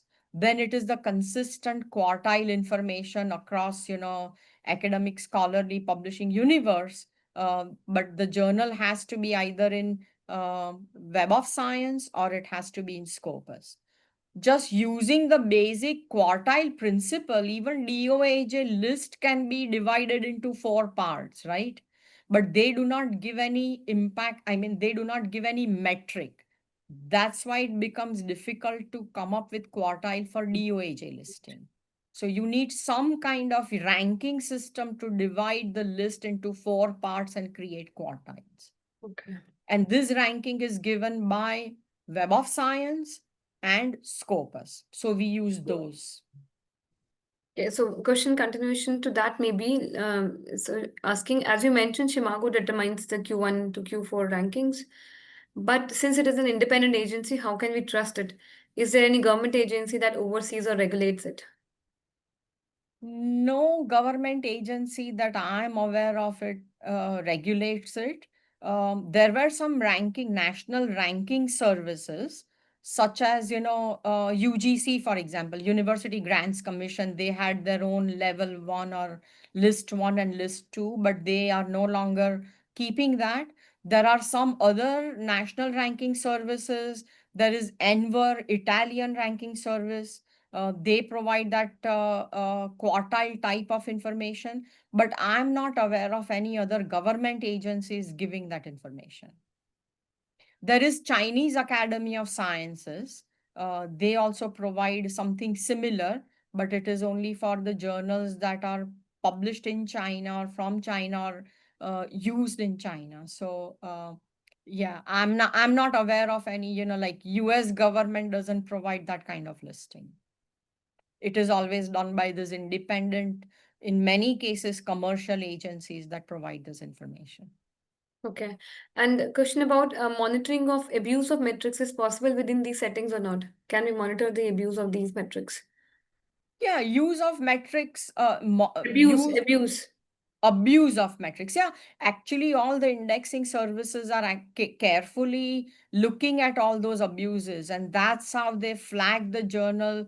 They place the journals on hold because paper mill has become a very common problem in the recent years. Research integrity has become a big issue lately. So the indexing services do keep track of it. And there are so many blog posts such as PubPeer. They have those discussions, ongoing discussions. You will see the blog post in the scholarly publishing universe where these types of discussions are taking place. But indexing services, and that's why all these leading premier indexing services are so well known, and people, all researchers, all stakeholders depend on them because they are doing that job of evaluating and keeping track. To identify, abuse or misuse. Okay. Pranjali Joshi asking what should be the requirements of a research paper or a manuscript to be published within the 1 and 2 quartile, Q1 and Q2 type of metrics of the journal? What should a research contain, a research paper? I mean, So each one, if you first identify what are the journals in Q1 and Q2, either you have to, select the Q1, Q2 information from Web of Science or Q1, Q2 from SCImago.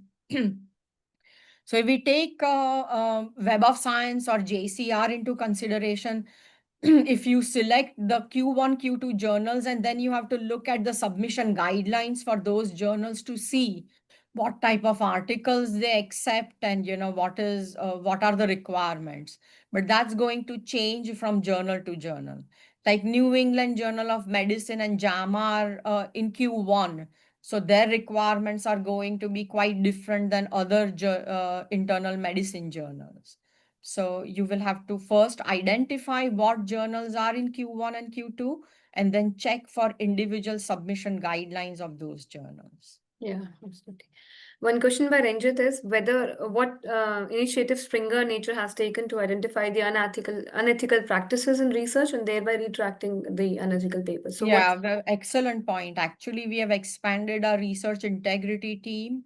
I'm part of the research integrity team, and we have introduced multiple tools there. Some of them are still in development, some are already operational. We have excellent experts in integrity team who are tracking this information not only proactively, but addressing, investigating if any issues come on their their radar screen or reported, but it is involved process, and there are reputations at stake, and there are legal implications. So no decision can be made very quickly. It takes time to complete a thorough investigation. But yes, Springer Nature has invested tremendously in research integrity, and we are all working to ensure that our content is qualitative and meeting the ethics guidelines, because those are also very important for indexing services. If a journal has too many ethics issues, then it can get delisted, and we want to avoid it. Yeah. So one comment, and in fact, I'm glad that there's a comment like this. It says that how I would like to know how AI tools can be used without violating integrity in research. Can you organize a session on this? In fact, I'm very happy to say that it was already in the plans for this year in my calendar. Sonal's team, one of the members, I think Chris can actually give this session on research integrity. So I had it in my mind. We will surely try to plan in this year. Maybe I mean like down 2 months down the line after summer, we will do that. And so there is a question by Ankita Alexander, I think a very good question, saying that impact factor are major factor for hiring for the positions in India, and but sometimes it doesn't explain the whole picture. There should be awareness regarding this. What can we do to change this?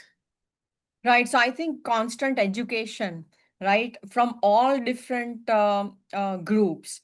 So education in the sense that we have to make the funding agencies and the hiring faculty or hiring people, to make them aware that only one metric is not enough.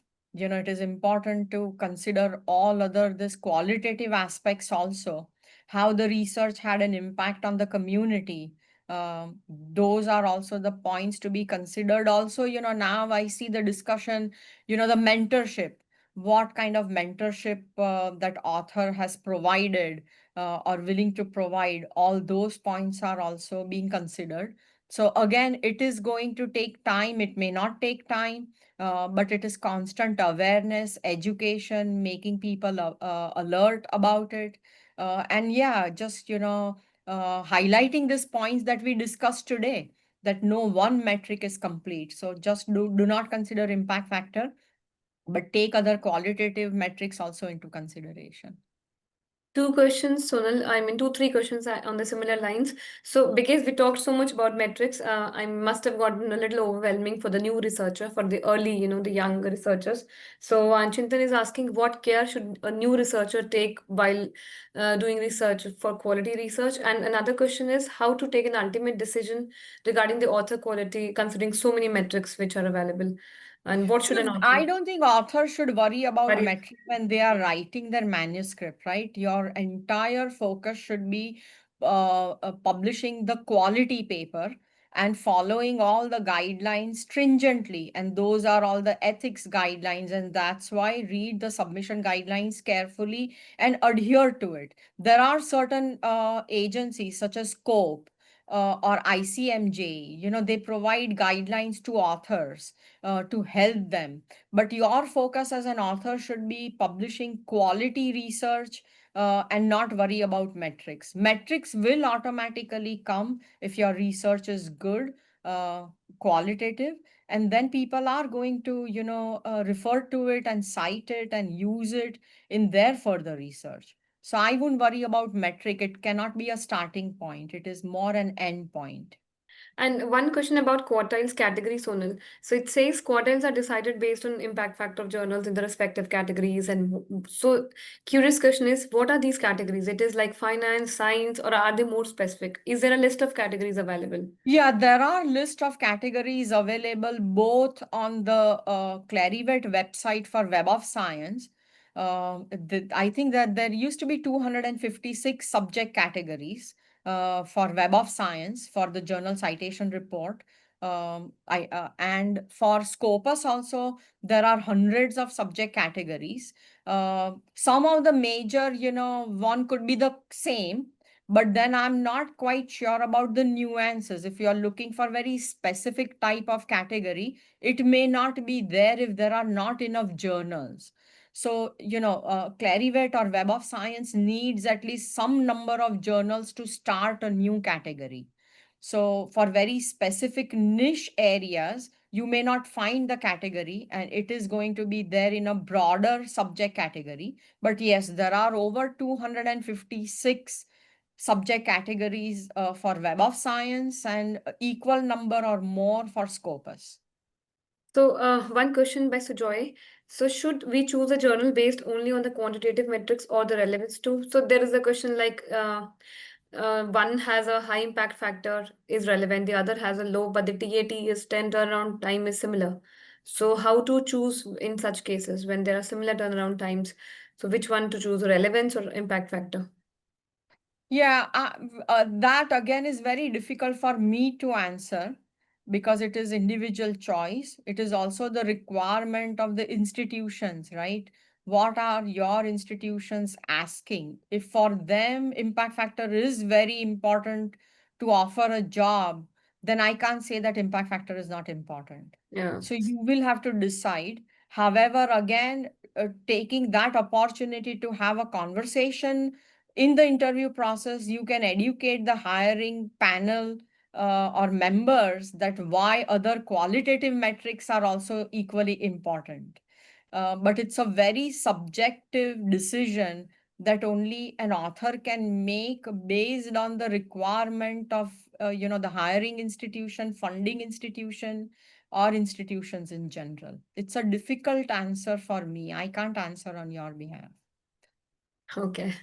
Dr. Satish is asking, is there any international body that provides guidelines on use of research metrics, especially to the R&D labs or institutes judiciously, and not as a yardstick to evaluate an individual or department or institute? I mean, is there a body which regulates all of these and provides No, there is no information? body. There are all these separate indexing services. They have their guidelines. However, there are many research articles or many articles published uh, by researchers on this topic, and they have done the comparison and they have discussed about the advantages and disadvantages. So even if you just do a general search either in Web of Science or Scopus or even Google Scholar, you will come across hundreds of articles that is talking about all these different metrics and the value of them and the limitations of them. But there is no governing body, at least as of yet, that says that this metric is better versus that metric. Okay. I think we are about time, and though there are certain questions, but seeing the question more or less, they were on these like quartiles, impact factor, also choosing. For example, there is also a question now I can see here is that the impact is good, impact of my research is good, still why is it not in Q1 and Q2? So these are kind of questions which are like case to case basis on the journal. Yeah, it is. It is also, your research may be extremely valuable. However, if the journal, because it is published in a particular journal, and if that journal doesn't necessarily have other research papers as so qualitative, it may be in, lower quartile. But again, we also discussed about the importance of lower quartile journals. They are downloaded more, they are read more, especially when they are tied up with open access journals. So again, I do not have an answer. What is the perception of that journal in that research community?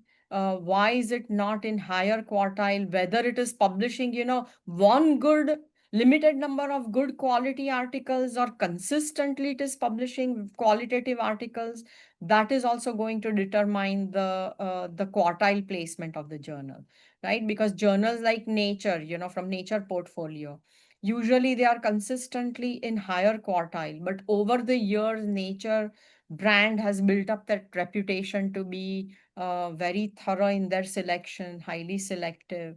So based on that reputation and of course what they publish, those journals are in higher quartiles. So you will have to, one article doesn't determine overall journal's impact and perception.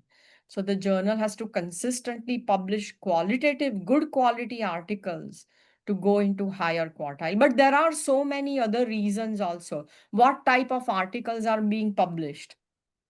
It should be mixture of articles. I mean, I have a separate session that I can do on, increasing overall research impact from journals perspective and also from authors perspective. So again, there is no one answer. We have to take so many points, aspects into consideration. You're absolutely right. And I think we can take last two questions before we wind up. One is, what is ABDC index? ABDC is, yeah, it is also a ranking service for business economics, and it is Australian agency that offers this ABDC, which is very important for business and management economics journals, and we do participate in it. So all Springer Nature journals eligible for ABDC, we help the publishing teams to initiate the application process. So ABDC is a ranking service. It is not an indexing service. So they again provide quartiles or the preferred list or the list of qualitative journals. So that is the ranking is being done by ABDC in business and economics, and it is an Australian agency that does that. Okay. Thanks, Sonal. And a couple of questions on this topic is, which is more effective and how are they differentiated? You did talk about it in the slides, referencing and citation. So what Yeah, is it? so both are critical, right? You need both in your manuscript, within the body of the manuscript, the text, you will be citing. So wherever you are referring to other article that you have used in your own manuscript or research, you are just going to use that reference, or rather the citation. So you are going to say one, or just the author's name or the publication year or just the DOI in the body of text. Then at the end of the article, you have to provide the complete bibliographic information about that citation that you used in your text. So the other authors and researchers who's reading your article, if they want to investigate the reference that you used further, they can go to those articles and then read or use in their own research. So this is the difference of citation within the manuscript and then having the comprehensive reference list. But if a manuscript has references that is not even referred to in the body of text, those citations at the bottom or references at the bottom are completely irrelevant. And that can be an indicator of a paper mill or misuse of references. So please be very mindful. You are going to cite and refer only those articles that you have used in your manuscript. Irrelevant citations or references have no place. Okay. All right. So for those of you who want to leave, can leave the session. I also want to say that, we are conducting these sessions one every month, and we try to bring different and nice topics, relevant topics for you all. But yeah, of course, I have to also take care of the length of the webinar as against the time, the speakers and the time zone they are in. Like this became a very late session for us. I understand, and still thank you all of you for being with us for since so late. It's already 7:15 now here. There are few hands raised, and I just see if they want to, come and just speak. So I have the hand raised from Rajesh. I've unmuted you. Is there anything that you want to talk to Sonal, or if there is anything that you want to talk, you can unmute yourself and then say, because I have enabled it from my end. Okay, I'll move to the next one. If you are able to speak, just speak, so I will know. We also have a hand raised by Dhruv Kumar. So I have enabled you as well. If you want to speak, Dhruv, this is the time you can unmute yourself. Arnab Laha, sorry, you also have raised your hand, or are these maybe done by mistake? That could Hello. also be. Yeah. So, yeah. Thanks, Sonal, for guiding us through this matrices. I have a quick question, but I don't think it's in this context. So, what makes a journal predatory? Means, for example, MDPI remote sensing has high scores in all the matrices, but still it's a predatory journal. Or in India, no one allow or suggest to publish in this type of journals. Yeah. So predatory journals are those journals that have just the commercial focus. So, they are just focusing the quantity or the cost, taking money. That's the main focus. And they are compromising the quality. and the peer review process is also compromised. And that's why, based on multiple reasons, again, there is no one reason that is going to label a journal predatory. There are always going to be multiple reasons. I'm not going to be discussing about MDPI because MDPI has their journals also selected for all these leading premier indexing services. So I'm just talking in general about, the predatory journal. And again, the predatory journal practices are not very ethical. They are prioritizing the commercial value and the money and the quantity. Their peer review process may be too quick or non-existent, basically. Or they are paying, they have ghost authors or ghost peer reviewers. So all the known reasons of integrity are being used in those predatory journals. And that's why they eventually got labeled. Again, I'm not talking about any publisher. I'm making a general statement about predatory type of journals. So not having very ethical processes, not adhering to all these, standardized guidelines such as SCOPE or ICMJ, those may then result into predatory practices used by journals or authors. Okay, thank you. Thanks, Arnab. And I don't, if there is, oh, I see all the hands are lowered now. Okay. All right, so, and apologies for taking always more than time. I get this feedback also in the feedback form that I have to wind up sessions on time, but believe me, as much as I try, it is nearly next to impossible. Thank you so much. I'll just say that maybe I'll try better next time. So my special thanks to Sonal. Sonal, thank you so much for elaborating all of these metrics. It can really appear to be very overwhelming, but a message from Sonal is that as a researcher, you just worry about your research, right, Sonal? And especially Exactly. the early researchers should not really worry that much about the metrics. Maybe Sonal's one last note on how they can all take it together and then still live with it and do their research and get published in the journals they want to. Any message you want to give to the community? No, again, I'm going to be emphasizing the integrity and ethics related aspects. And most important thing is keep current with the research topic, what is very valuable within your research area. You are the best judge to decide what is most relevant, and focus on, preparing qualitative research article publication. That should be the focus of emerging researchers and early researchers. And do not worry about metrics. Metrics will eventually come if the research is good and qualitative. So integrity and quality are the two core principles that I will emphasize. Thank you. Thank you, Sonal. And before I end, I have already, shifted my slides and shown to you our Instagram page or LinkedIn. But the most important page, although I am not really demeaning any other social media handle, but LinkedIn page is the one where we do talk about these webinars, these events, and also like the new white paper came up for Quartiles. So it would be nice if you can all follow us on the LinkedIn page, which I've shared just now in the chat as well. And YouTube link I've already shared with you. This is just an India YouTube page, and where I have created a playlist of all these webinars we will be doing. And the recording is saved and downloaded, so it will not go anywhere. Please follow the page and keep referring to those recordings.